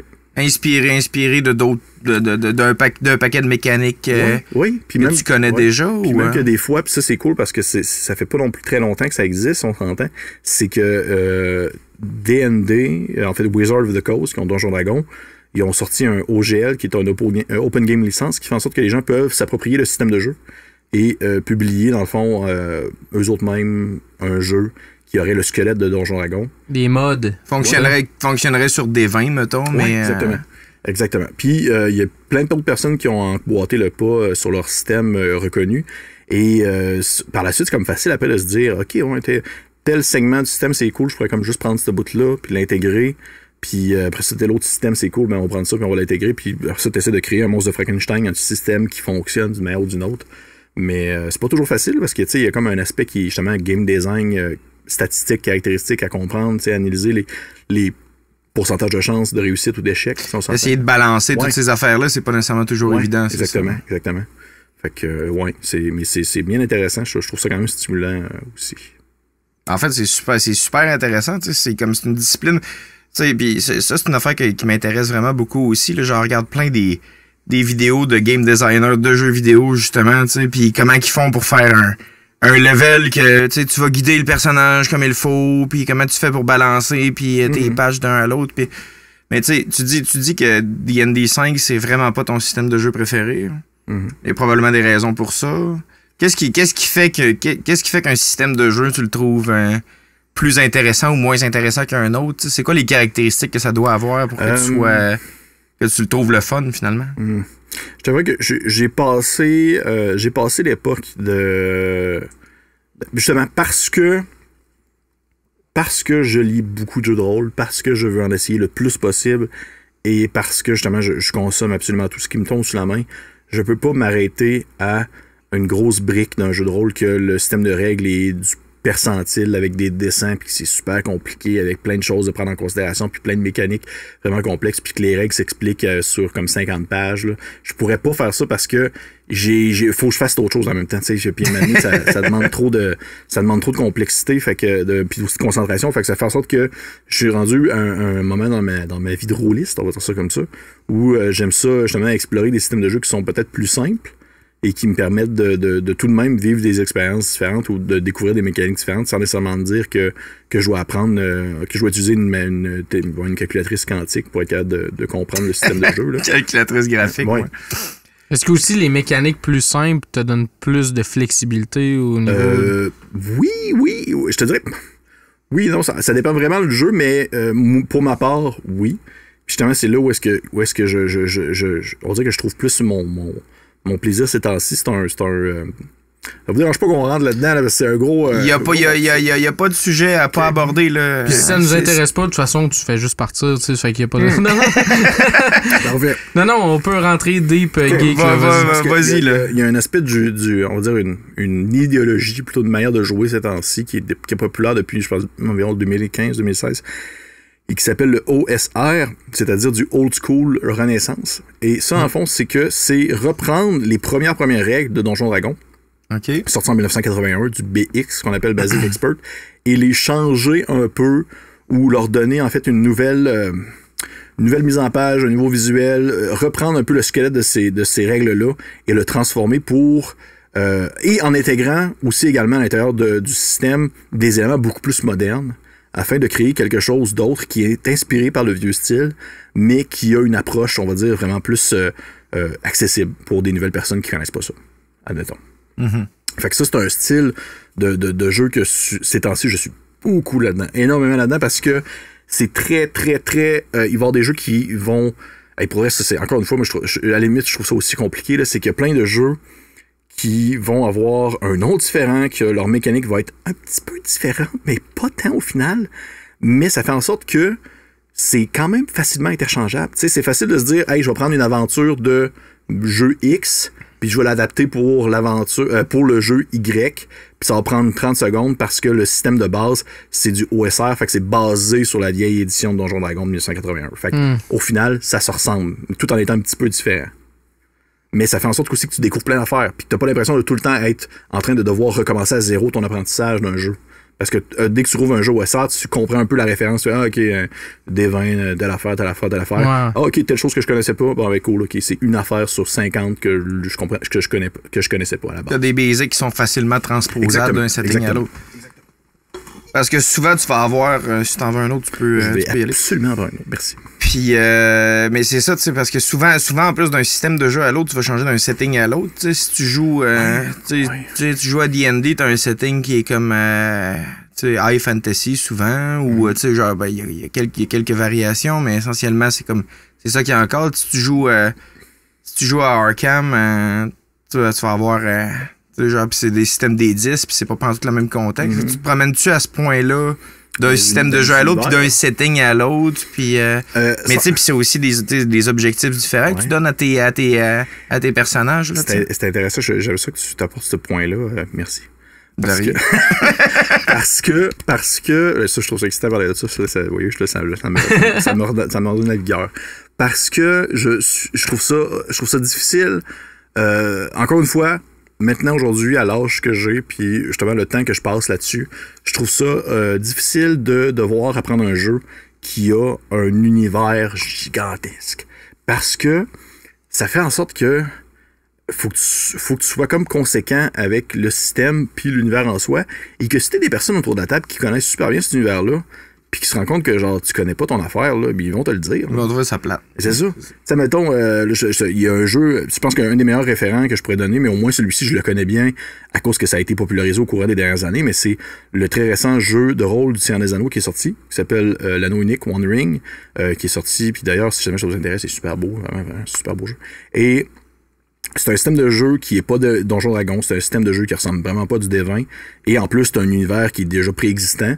Mais au moins, c'est le Seigneur des Anneaux. Fait que tu connais ça, tu sais, un minimum. Là, tu connais les référents Peter Jackson-esque de ce qui se passe avec... Puis l'information est quand même pas trop difficile à trouver. Non, là, c'est ça. C'est ça. Alors que, comparativement à genre, par exemple, je sais pas si vous êtes familier avec comme Warhammer.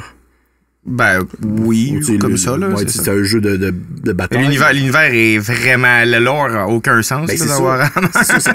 L'univers est comme, ah mon Dieu, tu sais, des pages Wikipédia de tout ça, où est-ce que c'est des... Puis c'est pas une blague, là. Il y a des pages Wikipédia qui s'appellent, je pense, c'est la bibliothèque interdite, une affaire de même, où est-ce que c'est juste des pages et des pages et des pages de genre...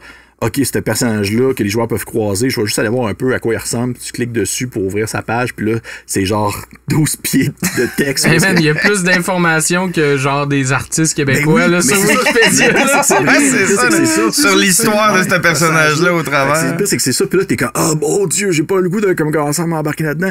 Puis au final, ça serait pas trop grave, parce qu'au final, tu pourrais jouer avec des gens qui connaissent pas non plus l'univers, mais on dirait que je trouve ça le fun de moins maîtriser un peu dans quoi tu t'embarques. Fait que souvent, ce que j'aime ces temps-ci beaucoup, c'est des jeux qui vont proposer plus des types, on va dire, d'ambiance ou des types d'univers plus qu'un univers préécrit.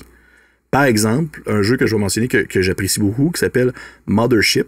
Mothership, c'est un jeu de rôle d'horreur, de science-fiction, qui propose d'émuler des aventures à la Alien. OK.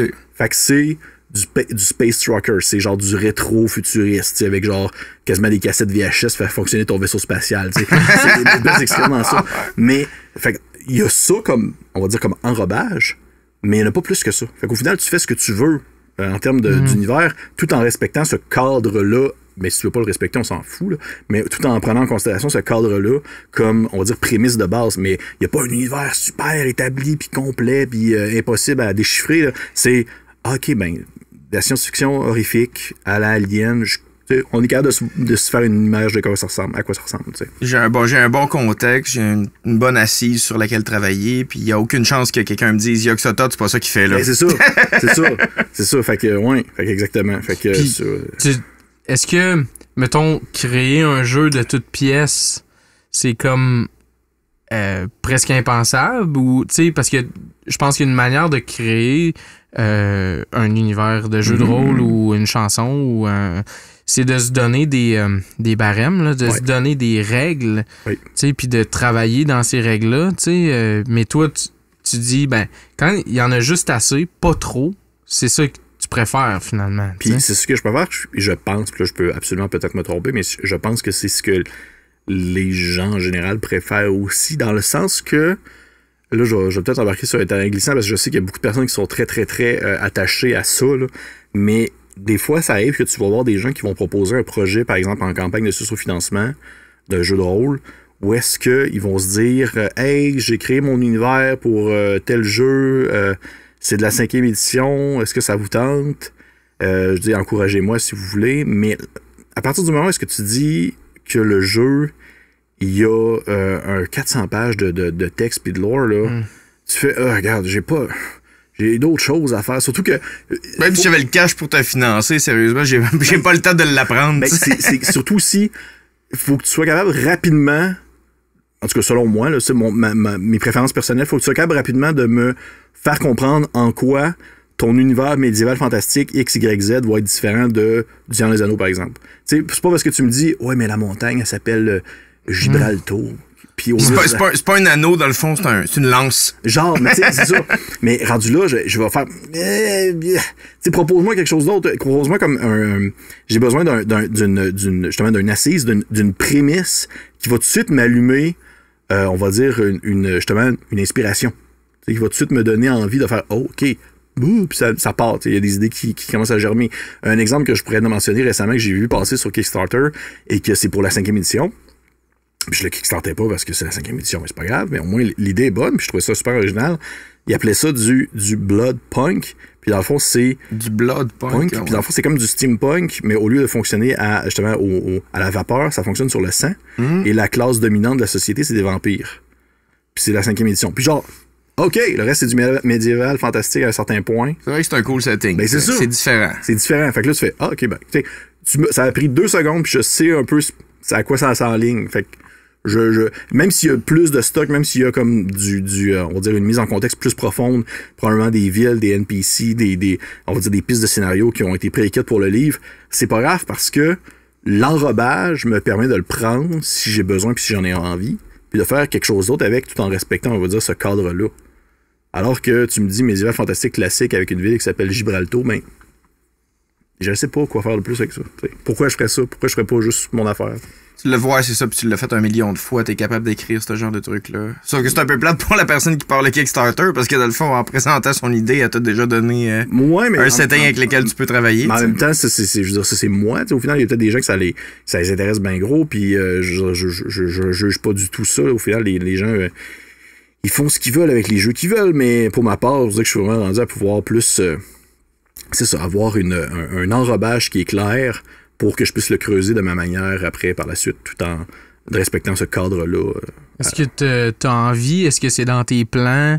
Est-ce que tu travailles déjà sur un jeu à toi, tu sais, avec oui, ça fait un bout de temps que je suis En fait, là, récemment, j'ai sorti un dépliant avec mon ami, justement, j'en ai parlé tantôt hors zone, Julien Dalacharret, qui est illustrateur et musicien également. Et dans le fond, lui a créé un jeu vidéo avec un collègue récemment qui s'appelle Les Frères Miller. Puis ça, c'est vraiment un espèce de mélange. Et vous, je vais vous dire comme une phrase, vous allez faire « Ah, OK! » Un mélange entre X-Files et Trailer Park Boy. OK. Oui, vous êtes capable sûr de comprendre un peu de quoi ça tourne. I guess. Fait que c'est genre, exemple, t'es un peu un redneck en Beauce puis tu combats des forces créatures étranges. Ouais, c'est ça. Fait que c'est un peu ça. Il a fait le jeu vidéo Les Frères Miller que vous pouvez aller jouer sur Internet, c'est gratuit. Là. Et lorsqu'on a fait ça, lorsqu'il a fait ça, c'est d'ailleurs super beau, on s'est dit, on pourrait faire un petit dépliant, un jeu de rôle de ça. Fait qu'on a fait vraiment comme taille dépliant. Okay. Où, dans le fond, c'est adapté pour un jeu, je rentrerai pas là-dedans trop profondément, mais il y a un jeu qui s'appelle Dungeon Crawl Classic, ça utilise ce système-là, mais vous pouvez jouer avec le dépliant. Puis si vous connaissez un tant soit peu le jeu de rôle déjà de base, vous allez comprendre comment ça fonctionne, parce que je vois pas, le dépliant il est pas assez gros pour qu'on puisse expliquer c'est quoi un jeu de rôle et tout ça. Mais les règles sont là pour que vous puissiez jouer votre redneck en boss puis que vous vous battiez contre le Nessie du Loch Ness qui débarque. Ça donne, ouais. Ça donne un cool setting. Fait que ça, c'est un exemple de projet sur lequel tu travailles. Ben, ça là, on l'a fini. Ça, c'est fait. Il est disponible. Mais on aimerait ça, peut-être en faire plus, justement.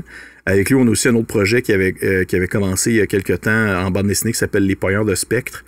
Puis c'est un peu comme un genre de Ghostbuster québécois. Puis ça aussi, c'est vraiment cool sur lequel on travaille. Mais personnellement, tout seul, présentement, je suis sur un projet que j'ai appelé, ça s'appelle Duplicata. Puis dans le fond, c'est... je me suis inspiré, j'allais chercher plein d'idées de romans, puis justement d'ambiance, de science-fiction un peu rétro, années 80, 70.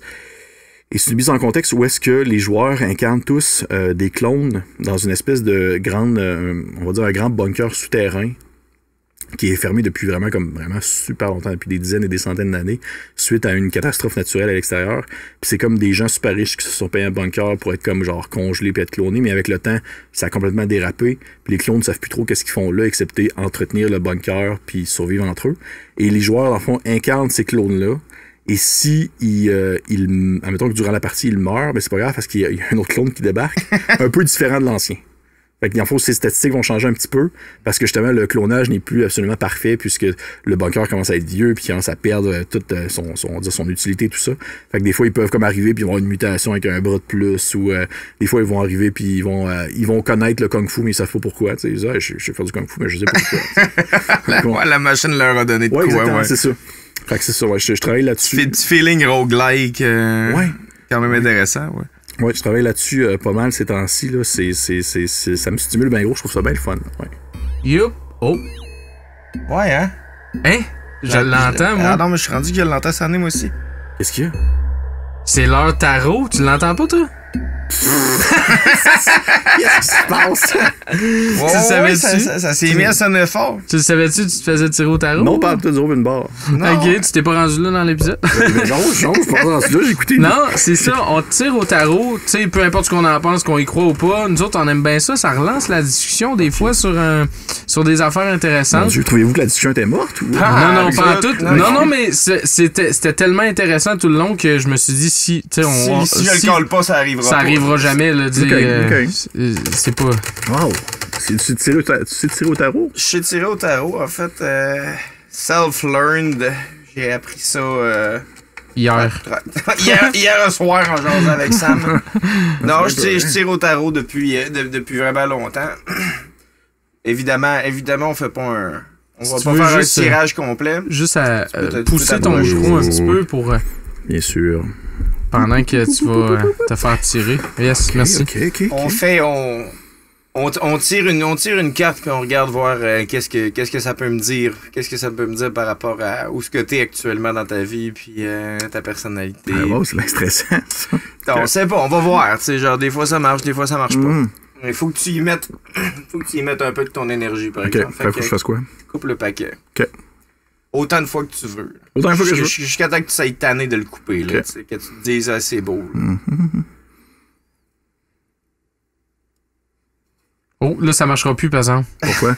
Non, mais c'est parce que... Non, c'est ça, il aurait pas fallu que tu fasses ça, ça marchera plus son tour de magie. Non, c'est pas vrai, ça. Non, il dit n'importe J'ai quoi. aucune idée comment ça fonctionne. Fait que, regarde, on va aller demain. Comme Ouais. ça. Ouais, comme ça. Mettons celle-là qui est sur le dessus. Là. Ouais, je le file bien. Je le file bien. C'est ça qui est important.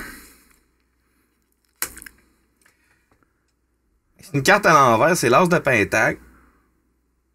Mauvais signe, ça? Non, il n'y a rien qui est bon ou qui est mauvais signe dans le tarot. Là.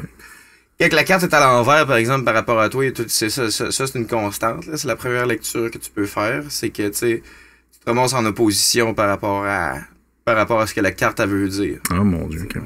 Me semble à date, ça a été beaucoup ça. Hein? Peut-être que tu devrais juste revirer le paquet de barres, tu sais, pour que le monde le Pourtant, non, mais ouais, ça, c'est je pense à date, c'est arrivé une fois.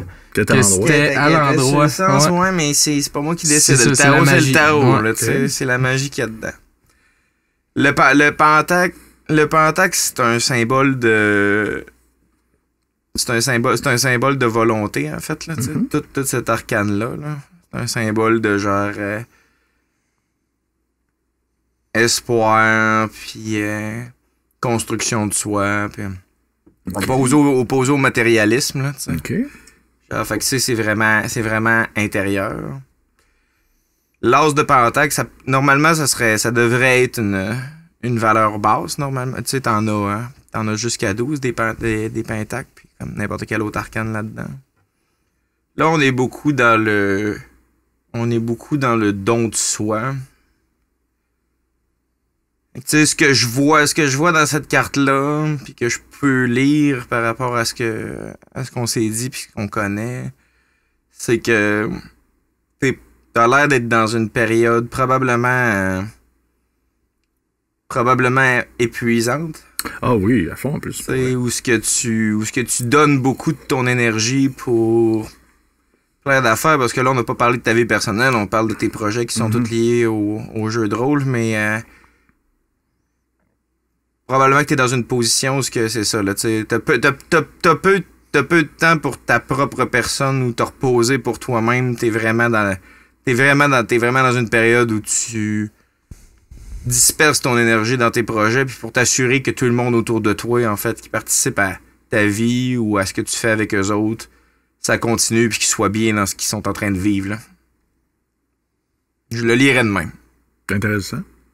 C'est que c'est vrai que je le perçois comme ça dans le sens que je suis dans une période quand même assez épuisante de ma vie, mais pas en lien avec les jeux de rôle, par contre, pas justement en lien avec ma vie personnelle, parce que, comme je vous avais mentionné tout à l'heure, rapidement, quand on s'est dit qu'il fallait que je ferme ma gueule parce que j'en dis trop, je suis retourné à l'école, je suis présentement à l'école à temps plein.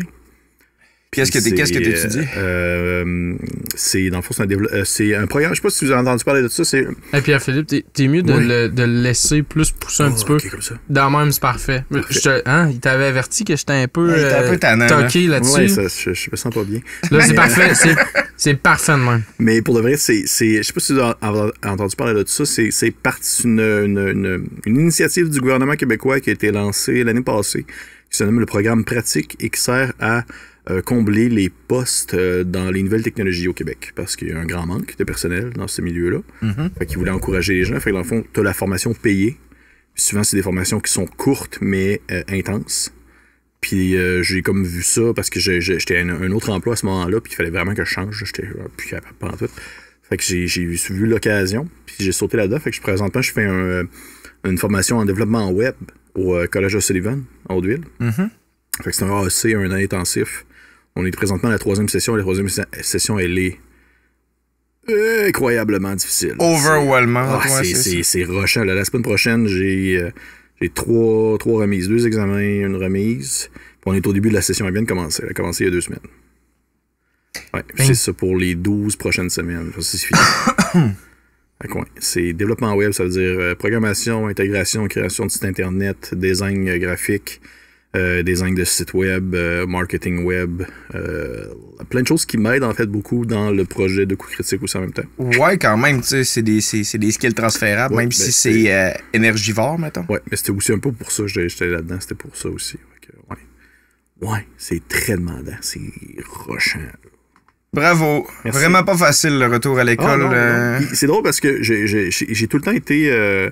Pour vrai, je vous le dis, j'ai tout le temps été super poche à l'école. J'ai jamais été un élève vraiment, vraiment performant. Ça, moi aussi. Ben, c'est Qu'est-ce que correct. tu dis? J'étais vraiment bon. Non, j'étais pas bon. Regarde, je comprends ça. Mais c'est par manque, je sais pas pour toi, mais tu sais, moi, c'était par manque. J'étais un peu trop autodidacte. Mais je sais pas si c'est ton cas, mais moi, j'étais Non, comme... j'étais juste poche, je pense. Ah ouais? Non, Ok. mais pour vrai, je pense que c'était vraiment plus un manque de j'ai quand même un grand TDAH, un gros TDAH de difficulté de concentration. Et il y a rien qui rentre, pour vrai. J'essaye, là, puis encore aujourd'hui, là, j'ai des fois, là, si je suis un temps soit peu pas stimulé, pas nécessairement... Tu sais, je veux dire, il y a des choses que je vais apprécier, mais que c'est pas nécessairement ma plus grande passion. Je vais quand même avoir de la difficulté à me rappeler des choses, puis ça veut pas rentrer. Et surtout que là, dans une formation qui est comme très rapide, je trouve ça super difficile. Et c'est drôle parce que je pensais que ça allait être moins rushant qu'avant, parce que j'ai un baccalauréat à l'université, puis j'ai trouvé ça super difficile. Puis là, j'avais fait ça, j'avais comme 20, 25, 26. Puis là, maintenant, dans ma trentaine, je m'étais dit, je suis plus vieux, je suis plus organisé, je suis plus cadré, ça va bien aller. Puis non. Zéro bonne barre, c'est aussi tough, sinon plus. Ouais, tu vois, moi, c'est ça, c'est vraiment plus... Ça, c'est l'aspect, genre... C'est vraiment tough pour moi de me faire dire que j'ai besoin de savoir ça. Ah ouais, ok. Moi, il faut que je me retrouve devant la situation que j'ai besoin de l'information, puis je vais aller la chercher. Ça faut que ça soit concret. Ça peut pas être juste de la théorie. Ouais. Non, c'est ça. Puis il faut que tu me mettes un peu dans la merde. Il faut que je sois comme... Là, faut que tu fasses comme... Ah ouais, vas-y, tu penses que t'es bon? Vas-y. Puis là, je suis comme... Ouais, mais... Je sais pas que... Non, mais là... Puis là, c'est là que je vais chercher l'information. Faut que je me retrouve un peu dans le trouble, tu sais. Tu devais être le genre de gars qui faisait ses travaux comme la veille, là. Vraiment. Être sûr que genre tu sois comme super stimulant puis Ouais, hey, j'ai déjà fait puis tu sais, ça c'est un classique, moi, là. En cours d'art dramatique au secondaire, mon professeur nous demande d'apprendre un monologue. OK? Puis moi, je fais comme, pourquoi j'apprendrais un monologue? Je vais l'écrire. Ben oui! Semblant que c'est quelque chose, puis je vais le... Ouais. Non, mais je vais l'écrire, je vais en écrire un monologue. J'ai demandé, puis il dit, si tu veux l'écrire, y a pas de trouble. Tant que t'es capable de le dire après. C'est ça, mais tu sais, fait que là, je suis comme, OK, parfait. Ça faisait mon affaire, mais exactement comme en bon procrastinateur que je suis, ça a pris la veille. Je me souviens, j'étais dans la douche, là. J'ai mes parents dans la douche, puis là, je fais comme, faut que j'écrive un monologue pour demain, moi, là. Et palais. Fait que je commence à y penser dans la douche. J'écris ça, je sors de la douche. Il devait être rendu 8h, 9h le soir. Clac. J'écris un monologue. Finalement, c'était un genre de personnage, là. C'était un... Tu sais, écoute... c'est pas très cool, là, mais tu sais... Fallait-tu que ce soit long? Pas tant que ça. C'était une page, genre. C'était quand pas même, long. pour le... Ça dépend si t'es écrit en 12 double etterling ou si t'es écrit en 11 simple etterling, mais ouais, non, c'est quand même du stock à lire. C'était comme un 5-6 minutes, tu sais. OK. Puis je jouais un personnage, là, tu sais, c'était un vieux qui comprenait pas les technologies, là, puis tu sais, bon, fait que... Puis ça l'avait... Finalement, j'ai fait ça la veille, j'arrive le lendemain, puis mon prof, il me dit... Je le fais devant la classe, tout le monde rit, tout ça, puis là, il me dit, c'est toi qui écris ça? Je dis, oui, j'ai dit, j'allais l'écrire. Tu devrais aller à la secondaire en spectacle avec ça. Finalement, j'étais allé à la secondaire en spectacle, puis même problème. Là, tu sais, secondaire en spectacle, là, il se passe 6 mois entre ça, puis secondaire en spectacle. À l'époque, je portais pas d'importance à, genre, réviser mon texte. J'ai révisé mon texte dans la loge avant de monter sur le stage, puis ça l'a totalement chié. Je monte sur le stage, puis j'ai un blanc de mémoire total. J'embarque, puis je sais pas quoi dire. Là, t'es pas devant la classe, t'es devant comme... Non, là, je suis devant comme 300-400 personnes. Là. Fait que là, je suis comme, OK, ça se passe pas bien en ce moment. Puis le monde se sont mis à applaudir, tu sais. Puis ça m'a restarté, puis je l'ai fait, mais hey Seigneur, tu sais, c'est ça. Moi, faut vraiment que je sois comme au pied du mur pour performer, là, tu sais. Puis pour apprendre aussi, c'est le même principe, tu sais. C'est intéressant, parce que souvent, quand j'avais, exemple, un travail à remettre, je le startais jour 1. Souvent, je le terminais le dernier jour parce que je prenais mon temps, puis j'étais sûr que ça soit bon. J'avais une note de merde quand même. Ouais. Peu importe. Mais peut-être que ça te prendrait un peu de edge. C'est tellement décevant, cette histoire. Mais vraiment, pour vrai, puis ça fait en sorte... Pour vrai, ça, je m'en suis rendu compte, l'école me change beaucoup. Je deviens beaucoup plus irrité, beaucoup plus agressif. Ça te crée de l'anxiété d'être jugé de même. Je suis tout le temps comme, genre, je suis tout le temps fâché. Puis je m'en suis rendu compte comme à moitié de la formation, puis j'étais crime sérieux, j'étais de même pendant l'école, ça va pas bien, je n'aime pas ça. J'aime pas ça comme être dans un programme scolaire, même si j'aime être dans un moment d'apprentissage, de partage de connaissances. On va dire que le cadre scolaire, là, ça me fait zéro open bar. Puis ça, c'est correct aussi. Il y a des gens qui ne fitent pas dans le cadre de la manière qu'on enseigne au Québec, puis c'est correct aussi. Il y a plein de manières de faire. En fait, il y a bien des critiques qui sont soulevées par rapport à ça. Là, l'enseignement magistral puis la structure de l'enseignement actuellement, ça fait en sorte qu'il y a un full de décrochage. Puis, j'ai beaucoup de difficultés avec le concept de la... On embarque dans... C'est drôle parce qu'on embarque dans le contexte de mon autre formation, parce que j'étais allé à l'université. Puis à l'université, j'ai fait le baccalauréat en orientation, sur justement tout ce qui entoure le milieu de l'orientation puis de l'école et tout ça. Puis tout ce qui concerne, on va dire vraiment comment je pourrais dire ça? C'est la méthode d'apprentissage en méritocratie où c'est les personnes qui ont les meilleures notes qui vont se ramasser avec les plus grands privilèges puis les plus grandes possibilités. C'est pas encourageant pour les gens qui en arrachent plus que d'autres choses au final. C'est souvent les personnes qui avaient, je sais pas si c'était ça au secondaire dans le temps, mais les personnes qui avaient l'occasion d'aller des fois comme dans des voyages en Ontario, des affaires de même, c'était ceux qui avaient les meilleures notes. Là, oui, il fallait que tu Je sais pas, j'ai grandi à Bay James, moi quand on faisait un voyage, j'étais à Dompe à côté. Là. On va aller ramasser des grenouilles. On va aller jouer ces piles de... Ouais. C'est comme bien de la musique. Avez-vous déjà fait affaire avec un orienteur, vous? Ben oui. C'est quoi le résultat que vous avez eu? C'est quoi qu'il vous a proposé? Moi, il m'a dit que c'était vraiment en radio. Tout de suite à cause de la voix que j'ai. Il a fait de la radio. C'est kind of ce que tu fais actuellement, tu sais, genre... Oui, mais on dirait que le milieu de la radio me tentait pas. Puis je sais parce que mon frère a fait ça. Mon frère a fait comment ça s'appelle à Jonquière, là, c'est l'école de radio là, qui est là-bas.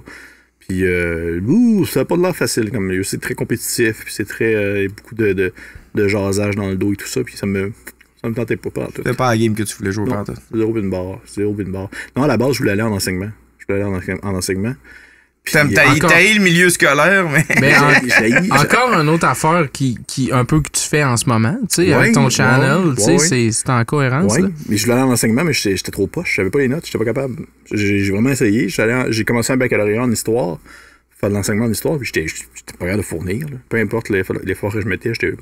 Mais il faut que tu sois capable d'accepter, ça marche juste pas. Là, mais en même temps, c'est ça, c'est comme ça midi, c'est vraiment hot, tu sais, puis c'est probablement les possibilités qu'on a à cette heure, peut-être, ou tu sais, genre la force de la personnalité que t'as, mais je suis autour de ta communauté, là, tu sais, genre, c'est ça que tu fais, là, tu sais, tu guides les gens dans leur manière de construire leur univers, d'écrire le truc, tu sais, de ton podcast, tu sais, puis non seulement c'est un show, puis c'est le fun à regarder vous regardez jouer vos games avec des bons joueurs qui interprètent bien leur perso, mais tu sais, t'apprends à tout le monde à monter un système de jeu, monter une histoire, construire leurs affaires. Oui, puis celle-là, comment je pourrais dire, celle-là.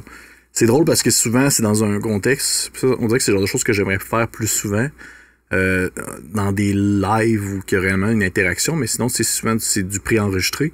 Puis ça a dû s'apprendre aussi, il fallait que j'apprenne à comment faire ça, parce qu'au début, c'était touché de se dire comme faut que tu sois capable de cadrer dans le fond ce que tu veux apprendre à quelqu'un, mais il te pose pas de questions, il faut que ça soit clair déjà en partant, puis il faut que tu le fasses de A à Z, t'expliques quelque chose, puis à la fin ben c'est fini, puis on ferme la boîte, puis te partager ce que tu voulais dire, mais ça a été tough, puis encore aujourd'hui des fois je commence à enregistrer, puis je fais non, c'est là, faut que je recommence, excusez-moi le sac, faut que je recommence, je ferme ça, puis faut que je recommence à zéro, qu'est-ce que je disais, parce que c'est quand même c'est pas facile, je trouve. Mais c'est extrêmement gratifiant. Je trouve que le retour est très plaisant. Puis je suis content de pouvoir faire ça au Québec parce que justement, il n'y a pas tant beaucoup de chaînes qui font, on va dire, des vidéos plus conseils avec le jeu de rôle. Non, puis tu as une bonne communauté qui te partage des idées. Oui, pour vrai. Puis oui, je suis extrêmement... je trouve ça vraiment, vraiment cool d'avoir cette gang-là qui nous soutient, qui nous lance des fleurs, qui nous conseille, qui va nous stimuler, nous remettre en question aussi des fois. Puis on essaie de faire notre possible, puis on essaie vraiment... Pour vrai, là, on le dit souvent ensemble, nous autres, là, on n'a jamais été dans un projet qui rapporte si peu d'argent, mais qui est autant cadré. Pour vrai, on fonctionne comme vraiment une grosse business. Là. On a un CA à chaque mois, qu'on se rencontre. On a un horaire de semaine qui sort pour les publications. C'est calculé dans le fond à telle heure, telle publication elle sort, telle heure, telle autre publication. OK, lancer les idées de partenaires. On a comme des canevas de lettres pour envoyer comme à des petits partenariats pour des boutiques, des choses comme ça. Hey, si tu veux nous coacher là-dessus, nous autres, on va avoir besoin d'aide, je pense. Ben, pour vrai, j'ai pas grand mérite. C'est vraiment plus mon collègue Félix, parce que lui, il possède sa PME. Il y a une PME à Shawinigan qui s'appelle Rum & Code, qui font du coding, puis il gère ça. Rum & Code? Oui. Ouais. Il gère ça, fait qu'il a été... Quand il est arrivé, là, ça a commencé à aller droit pas mal beaucoup. Ouais, il y avait une expertise de gestion administrative. Puis ça, on est chanceux, parce que, tu sais, des fois, c'est des projets de... C'est des projets de gang, mais ça arrive souvent que, tu sais, on va être 4-5, mais au final, les personnes qui savent comment ça marche vraiment, puis il y en a beaucoup que ça va des fois crever dans l'œuf un peu, sauf que on a vraiment été chanceux d'avoir tous des gens qui ont des profils différents, puis qui ont une expertise différente qui permet de pousser de l'avant ce projet-là. Comme par exemple, tu sais, mon collègue Francis, lui, il travaille justement en marketing web. Fait que tout ce qui est en lien avec justement la mise en marché du marketing web, ben, il connaît super ça, puis il sait comment ça fonctionne. Félix, ben, il est propriétaire de sa PME, fait qu'il sait comment gérer une équipe. Ma collègue Annabelle, elle est une actrice de formation. Elle a sa formation comme actrice. Fait qu'elle nous a comme donné des cues, du stock pour faire, dans le fond, des exercices de bouche, de la prononciation, du discours. Puis elle a fait des capsules sur genre le jeu en soi que nous, on peut jamais comme faire parce qu'on sait pas c'est quoi les théories là-dessus. Puis mes deux autres collègues qui sont entrés, Marika et Kim, les deux, c'est des enseignantes. Fait qu'ils ont super l'aspect explicatif, pédagogique super concrète. Là. Ils vont faire des vidéos de comment aborder tel sujet ou comment expliquer tel jeu, puis des choses que je suis comme, mais jamais j'aurais pu faire ça. Puis moi, de mon côté, ben, je mange absolument tout, fait que je suis comme du correct là. C'est comme mon côté, c'est ça. C'est que je suis l'encyclopédie. Nourrissez-moi, s'il vous plaît, ouais, je suis l'encyclopédie, là, je dévore absolument tous les livres qui passent, là, puis c'est moi qui gère plus les réseaux sociaux, fait que c'est une équipe qui est bien formée pour être capable de bien faire fonctionner la machine. Là. C'est tellement hot, tu sais, c'est ça, c'est de la belle collaboration, puis tellement multidisciplinaire, tu sais. Puis tu disais en début de conversation qu'en fait, géographiquement, vous êtes pas tous à Québec, là. Non. Géographiquement, on est... Fait combien de temps que ça roule, Coup Critique? Ça fait ça va faire quelques années? Plusieurs années quand même, mais avant que l'équipe soit vraiment stable, ça fait environ 2 ans. Puis comment que ça s'est construit? Parce que, tu sais, normalement, je veux dire, moi, quand je joue à D&D ou quand je joue à des jeux de rôle, là, c'est avec mon frère et les 2-3 chums que je connais qui jouent. Là. Ouais. C'est vraiment une question de circonstance, je te dirais. Puis ça a eu l'avantage d'avoir été lancé. Puis on dirait que dans les quelques points positifs qu'a apporté la pandémie, ça serait un de ces points-là. C'est du fait que j'étais chez nous puis j'avais rien à foutre. Parce que j'étais juste comme...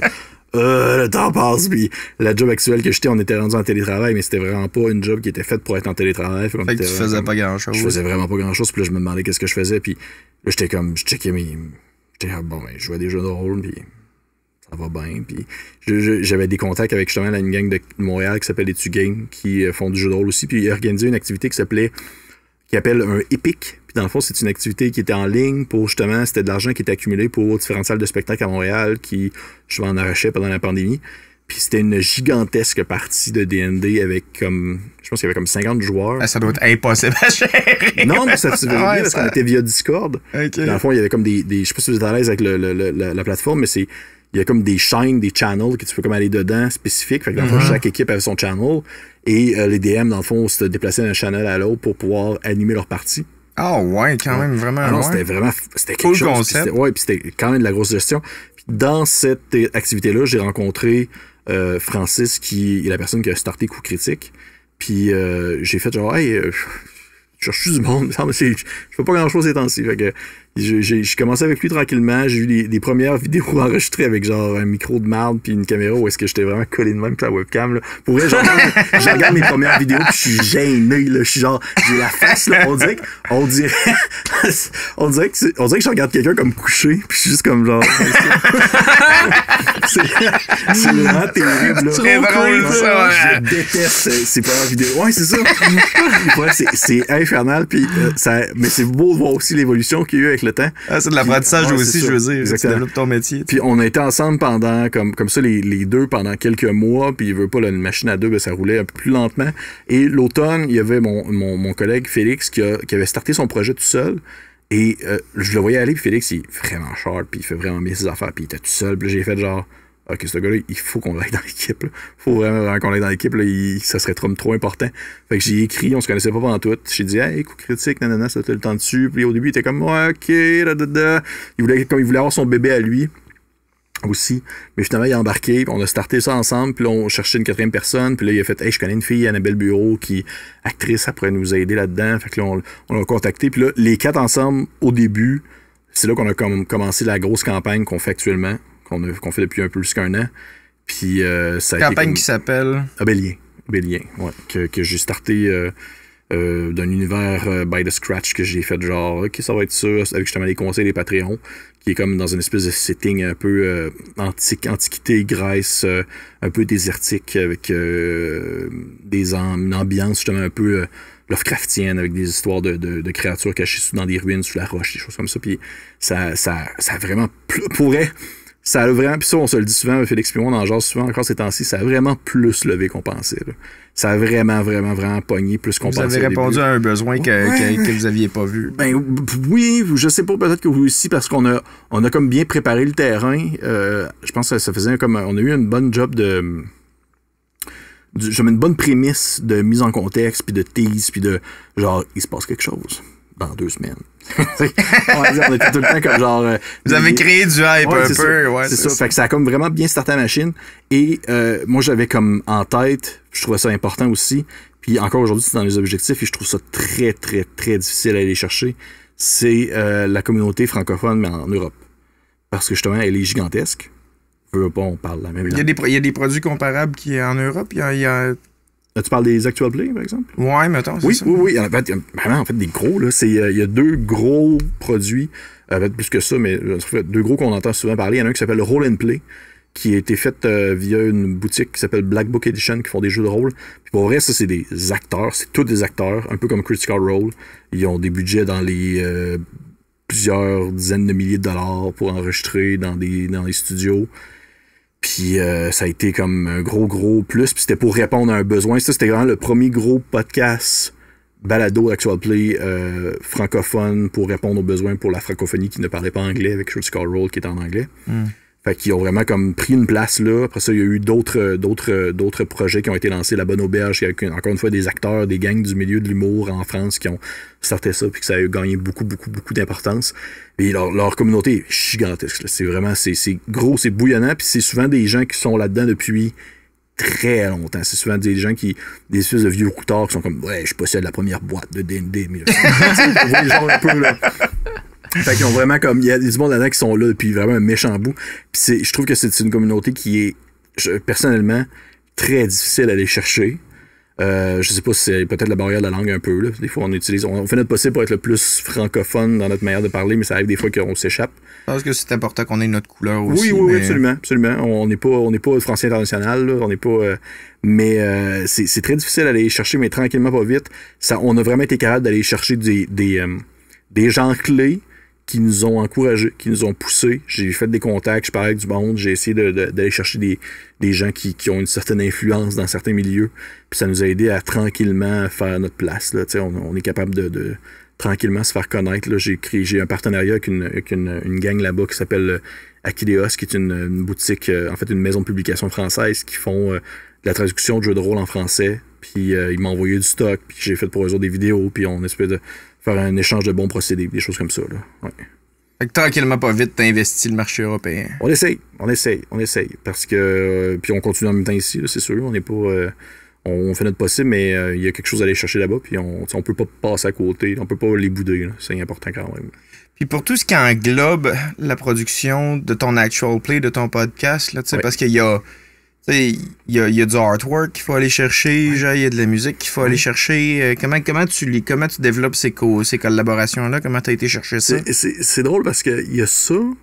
Ça en vient un peu aussi à... je fais une parenthèse là-dessus parce que je trouve que ça a un lien. Il y a une série de vidéos que je fais qui s'appelle Les montées de niveau, que je passe en entrevue des gens pour, dans le fond, apprendre à reconnaître un peu leur côté rôliste. Je leur pose des questions. Souvent, c'est des questions que je pige au hasard. J'ai comme une espèce de sac avec des questions au hasard en lien avec les jeux de rôle. Genre, OK, c'est quoi le premier jeu que tu as joué? Ou, OK, tu te battrais-tu avec une épée ou un gourdin? Fait que là, il faut que tout le monde y réponde rapidement. Et souvent, les gens, ils me demandent, genre, mais comment t'as fait pour... Parce qu'à un moment donné, j'ai eu, par exemple, le chanteur Patrice Michaud qui est venu faire Patrice Michaud qui est venu faire un montée de niveau. Puis il y a des gens qui vont dire, comment t'as fait pour avoir Patrice Michaud? Ben, j'y ai juste écrit, c'est tout. J'ai posé la question. J'ai posé la question. Souvent, c'est juste ça, c'est juste le faire. Puis il n'y a pas de secret ou pas de formule magique. C'est tu le fais, puis c'est tout. Puis c'est un peu ça aussi pour la musique, l'artwork. Ben, OK, il y a un gars qui fait de la musique de jeu de rôle, on va y écrire, puis on va faire, ça te le temps dessus. Puis il va nous dire oui, non, oui, mais, ou oui, en échange d'un bon procédé. OK, on s'arrange, puis là, on crée des liens, on crée des amitiés. Là, c'est Travis Savoie, de la chaîne d'RPG Music Maker, qui commence à se faire un gros nom, surtout dans le milieu anglophone, parce qu'au final, c'est sans langue en soi, là, il fait de la musique qu'il fait. Fait que, c'est de la musique d'ambiance. C'est de la musique d'ambiance de jeu de rôle, puis lui, il nous a bien aidé, il a fait beaucoup de compositions pour nous. Puis il compose vite, puis il compose bien, c'est assez impressionnant. Puis pour les artworks, ben on a Annabelle Bureau qui est dans notre équipe qui en plus d'être une actrice, ben, elle fait des illustrations qu'elle a pris de même sur le fly. Elle a fait genre hey, je pense que je sais dessiner. Je vais faire nos bonhommes. Finalement, elle dessine super bien. On a fait OK, cool. Fait que il y a eu ça. Puis après ça, on a fait un échange de bons procédés avec un Français qui s'appelle il veut pas que je dise son vrai nom, fait que je vais dire son faux nom sur Instagram qui s'appelle M La Pasta, ouais. Qui, dans le fond, il nous a fait un échange. Il a fait, hey, on fait une pub pour toi sur notre chaîne en échange de dessins. Puis ça a marché. Puis ça a été comme tout le temps de juste aller chercher les gens. C'est pas sorcier vraiment. Finalement, le monde, ils veulent collaborer. Oui. Si le projet, ils trouvent ça cool, là, ils vont embarquer avec toi, puis c'est tout. Je pense que la twist, puis je pense que c'est important, c'est que. Puis ça, c'est drôle parce que ça aussi, c'est arrivé vraiment souvent, c'est qu'on se force vraiment, vraiment, vraiment, vraiment beaucoup. Puis peut-être que tu vas pouvoir me confirmer si ça marche bien parce que tu as écouté un peu ce qu'on a fait. Là. On se force vraiment beaucoup pour que ça ait l'air le plus professionnel possible. Tu sais, il y a vraiment beaucoup de montage. Je confirme, vous faites quelque chose de vraiment nice à regarder. Ouais, vraiment beaucoup de montage, beaucoup de visuels. On touche les voix pour que ça soit le plus le clair possible et tout ça. Puis on se force vraiment beaucoup. Fait que je pense que ça fait un beau levier d'échange avec quelqu'un en se disant hey, on va te faire une pub sur notre channel en échange de quelque chose, peu importe. Ça nous permet justement d'avoir des fois certains privilèges que normalement dans d'autres occasions on aurait dû payer pour un certain montant pour l'avoir. Ça fait partie des résultats des efforts qu'on met. Et j'ai oublié ce que je voulais dire, excusez-moi. J'étais parti sur autre chose. À mon avis, en tout cas, puis pour ce que ça vaut, vous avez rien envié à coup critique, pas à coup critique, à Critical Role. Ben, c'est gentil, puis je suis content. Il y a des gens qui nous le disent, qui disent qu'on tu sais, quand je me fais des fois écrire, pour vrai, vous croirez pas, des fois, je reçois des messages, puis moi, ça me fait capoter parce que je trouve ça vraiment, vraiment, vraiment important de comme rester le plus terre à terre possible, puis d'échanger avec les gens, puis on a un Discord justement où est-ce qu'on échange avec la communauté, puis c'est moi. Je vais leur écrire, je vais parler avec du monde, je suis tout le temps super willing à parler à des gens, puis des fois je reçois des messages que je suis juste comme genre oh mon Dieu, c'était tellement intense, là. Tu sais, des fois il y a un gars qui m'a écrit, il m'a juste comme écrit tu es mon idole. Là je suis juste comme nice! OK. Cool. Tu sais, OK. Tu m'enverras une photo, mais que t'aies mon nom tatoué, man. Tu ris, mais il y a un gars qui m'a envoyé ça, puis je trouve ça vraiment cool. Non. C'est vraiment intense. Non, c'est pas un tatou. Pierre-Philippe Renaud, c'est la cuisse. Non, c'est pas un tatouage. Il m'a... je trouve ça vraiment cool. Pour vrai, je trouve ça vraiment cool. Je trouve ça intense parce que j'étais comme... Hey, ça va au-delà de nos attentes là, en termes de réception. Il m'a modélisé en 3D. Il t'a-tu imprimé mais pour faire une miniature de moi.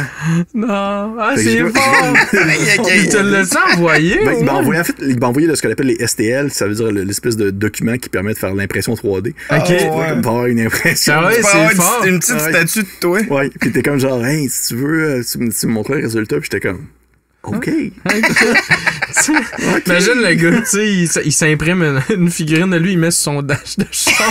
Mais c'est. En même temps. Mais je trouve ça malade. Ouais, je trouve ça fou. Mais genre, je m'attendais à ce que genre ça aille à ce point-là. Puis. Mais c'est. Personne n'a jamais fait une statue de moi jusqu'à date. Ben, c'est ça, t'as une statue de toi, tu sais. C'est quand même pas pire, là. Ouais, mais je vous le souhaite. Je vous le souhaite, mais pour de vrai, c'est vraiment trippant, puis ça, je trouve ça beau, puis ce n'est que stimulant pour la suite des choses. Tu sais, on a comme 1000 projets encore, on a 1000 affaires, puis ça supporte ton retour à l'école, en fait, c'est la raison pour, peut-être pas la raison pour laquelle tu le fais, mais en tout cas, tu sais, genre, ça va aider dans tes projets à venir. Si t'avais un conseil à donner à n'importe qui cherche des collaborateurs, qui veut partir un projet créatif, qui a envie, genre, de produire quoi que ce soit, c'est quoi tu pluguerais? Soyez clair dans vos attentes. Ouais? Soyez clair dans vos attentes, ça, c'est super important. Parce que vous êtes sur la même ligne, la même ligne de pensée en termes de ce que vous voulez comme projet. Puis, écrivez, n'ayez pas peur de prendre contact. C'est souvent ça que les gens, je pense que c'est là que ça bug, c'est le monde, ils se disent oh, ça ne tentera pas, ou ça veut pas, ou... Au pire des pires, la personne va dire non. Au pire des pires, elle va dire oui. Puis tu sais, c'est un ou l'autre. Puis je pense que c'est vraiment important de justement de suivre de se prendre en main en quelque sorte pour être proactif dans ce qu'on veut faire, puis de ne pas... d'être capable aussi de choisir ses priorités en termes de qu'est-ce qu'on veut faire, qu'est-ce qu'on veut accomplir par rapport à les autres aspects de notre vie. Parce que des fois, ça va arriver que des gens vont des fois, leurs projets ne vont pas aller aussi haut qu'ils veulent parce que ils vont peut-être prioriser autre chose, mais au final, ils vont être déçus d'un côté comme de l'autre. Alors, des fois, ça vaut la peine de comme suivre son guts, puis de suivre en fait l'idée que tu veux, puis de pousser ça de l'avant aux dépens de peut-être d'autres choses de ta vie que tu aurais aimé ça pouvoir continuer aussi, mais que malheureusement tu dois mettre sur pause parce que tu peux pas tout faire ce que tu veux faire. Faut que tu choisisses aussi c'est quoi, qu'est-ce que tu désires accomplir. T'sais. Focus sur l'important. Oui. Puis parle au monde. Puis fais-les. Oui, c'est ça, c'est exactement ça. Puis Jean, je vais me rappeler ce que je voulais dire tantôt. Non, c'est tellement que je te disais sur le fait de dire que on se force à ce que ça soit le plus professionnel possible, tellement que, justement, c'est arrivé vraiment souvent que les gens nous demandaient, dans le fond, comment est-ce qu'on avait fait pour que ce soit notre job. Tout le monde qui était sûr que c'était notre unique job. Ouais. Que je gagnais uniquement ma vie en faisant ça. Mais ça se peut pas, là. T'as-tu espoir que ça te donne un revenu suffisant pour vivre éventuellement? Avec comment que ça roule? Vous avez quand même un bon support pis tout. Uniquement de ça, je n'y crois pas. De ça et de autre chose, absolument. Mais uniquement de ça, je n'y crois pas. Même ceux je parle les gros exemples, les grosses productions en France, souvent c'est des acteurs puis ils font d'autres choses en parallèle. Ils font des pièces, ils font des pubs, ils font autre chose. Ils font pas juste ça. Je pense que le seul exemple que c'est uniquement ça, c'est Critical Role parce que là, ils sont avec des millions. Là. Ouais, puis c'est le marché américain. Ils reçoivent Jack Black. Ouais, des choses en même. Fait que rendu là, je pense que c'est vraiment une question de se dire oui, mais je veux dire, je veux pas reposer l'ensemble de mon espoir là-dessus. Là. Je sais qu'il y a plein d'autres choses qu'il faut que je fasse. Puis au final, c'est ça aussi. Je pense que c'est d'être capable d'aller jouer un peu ces cartes. Là. On a plein de projets qui ont comme but de justement nous apporter, d'apporter un plus, mais aussi de nous apporter un revenu supplémentaire pour Coup Critique. Comme par exemple, on a les projets de faire de la publication, justement, de campagne de socio-financement pour faire des aventures écrites, publiées. Vraiment, puis ça, il y a un beau marché pour ça. Autant français qu'en anglais, puis du fait c'est le gros avantage, je pense, d'être au Québec dans une espèce dans un bassin qui est francophone, mais qui est aussi entouré d'une mer anglophone, c'est que c'est quand même plus facile pour nous d'aller chercher le marché américain, puis par exemple de publier une aventure en anglais pour eux, mais qu'elle soit aussi disponible en français pour les Québécois. Parce que tu es déjà capable de faire les deux. Il n'y a pas de traduction nécessairement. C'est ça. Ouais. C'est ça. La traduction, elle se fait pas via quelqu'un d'autre qui est payé en externe. Là, fait que ça, c'est vraiment un gros plus. Puis moi, je pense qu'on doit vraiment mettre des efforts là-dessus parce qu'il y aurait une belle possibilité. Ouais. Très cool. Vraiment, vraiment, vraiment, vraiment fascinante conversation. Tu sais, c'est comme... c'est pas connu... c'est pas connu assez, en fait. Tout l'ouvrage qu'il y a autour de la création d'un jeu puis du jeu de rôle en général. Est-ce que vous attendiez à ça? Moi, j'étais convaincu que ça allait être une conversation super intéressante parce que y a pas tu sais, il y a difficilement quelque chose de plus créatif que ça, là. Tu sais, on s'invente, tu sais, on imagine un univers, tu sais, selon des règles. Moi, j'étais vraiment stoked de te recevoir. Puis finalement, oui, effectivement, j'ai eu énormément de surprises. Puis ton conseil, vraiment, pour les gens qui veulent se partir puis faire de la création était vraiment bon, là. Tu sais, c'est aussi garder son objectif aussi en tête, puis tout ça, puis mettre le focus à la bonne place, je pense que c'est quelque chose de primordial, vraiment. J'ai une question, par exemple, pour toi, si tu me permets. Ah, non, ben moi, non. T'as pas le droit. Non, c'est pas vrai. Non, vas-y. Qu'est-ce qui t'a le plus surpris? Je suis en plus dans l'aspect jeu de rôle. Qu'est-ce qui t'a le plus surpris? Ça, c'est intéressant aussi. Je suis tout le temps curieux de voir la perception. C'était à un point...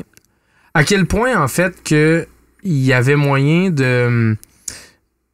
En fait, ce qui m'a surpris le plus, c'est à quel point c'était possible de s'inspirer de telle affaire à droite, telle affaire à gauche.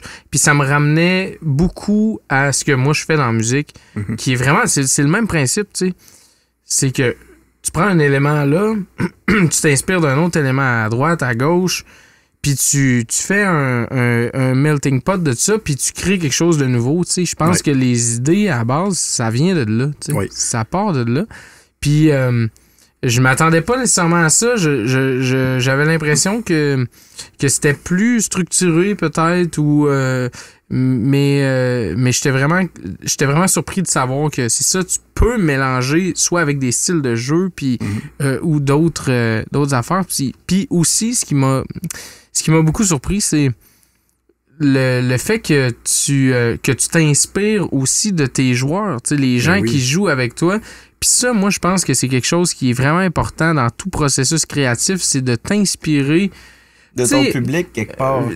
Quand tu leads quelque chose dans la vie, quand tu leads un projet créatif, quand tu leads quelque chose, un bon leader, c'est quelque chose qui va... C'est quelque chose. Un bon leader, c'est quelqu'un qui va être à l'écoute des gens avec qui il travaille à un tel point que les gens vont se sentir impliqués. Puis c'est comme un principe de base que je trouve que tu ramènes un peu dans ta pratique, c'est que tu t'inspires de ce que les gens t'amènent pour les faire triper, tu sais. Puis c'est vraiment important, je pense, comme quand tu es dans un processus créatif, quand tu diriges des gens de manière générale. Moi, c'est le mix de Tintin puis de Plume la Traverse, pour vrai. Mais le pire, c'est que c'est quelque chose que je dis souvent dans mes vidéos puis que je répète souvent quand je fais des vidéos conseils, c'est que je fais la fameuse phrase qu'on a appris au secondaire dans les cours de sciences physiques, là, c'est rien ne se perd, rien ne se crée, tout se transforme, c'est que c'est ça. Exact. Tu vas chercher tout un peu partout, puis quand j'ai bien de la difficulté avec quelqu'un qui fait comme oh, je crée mon univers à partir de rien, il y a rien qui m'a inspiré. Ta gueule, là, t'as vu les affaires avant, là. J'ai ma muse qui m'a venu me parler dans la nuit, qui m'a dit dans le fond, fais telle chose, puis, ok, j'ai fait ça. Non, on est tellement surstimulé par tout ce qui nous entoure, puis par tout ce qui est la culture, la fiction vient de partout, autant à la télé, dans la lecture, dans les jeux vidéo, dans tout, qu'à un moment donné, c'est que tu le sais pas au final que ça t'a inspiré, mais ça t'a inspiré. T'sais. Que ça soit conscient ou non, c'est il y a quelque chose, c'est là, il y a quelque chose qui m'a influencé. Puis c'est pour ça que la culture c'est important. Ben oui. C'est ça la culture, c'est un peu ce qui donne des idées à des gens, puis c'est un peu ce qu'on essaie de faire nous autres ici, c'est comme d'amener des gens de plein d'horizons différents qui peuvent se donner des idées entre eux autres. Tu t'écoutes ça, tu sais, mettons, toi, ben, t'es un master, Dungeon Master, Donjon Dragon, man. Des gens. Pédagogue. Ouais, c'est ça, pédagogue. Des gens en intelligence artificielle, des gens en pub, en musique. Ben, tu blends tout ça ensemble. Puis à un moment donné, ben, ça fait un melting pot d'idées, puis c'est là que les idées émergent, tu sais, c'est un bouillon de... Il y a plein de choses. Ouais, exact. Oui. Mais merci beaucoup, sérieusement. C'était vraiment intéressant. Puis je pense que... On a bien fait ça. Je pense qu'on mérite de s'applaudir. Ça prend une bonne main d'applaudissement. Ben non, ben t'as... Non, mais les trois, je pense. On se donne une main d'applaudissement. Merci pour vrai d'être venu. C'était super intéressant. Merci à vous d'avoir invité. Merci Pierre-Philippe. J'ai même pas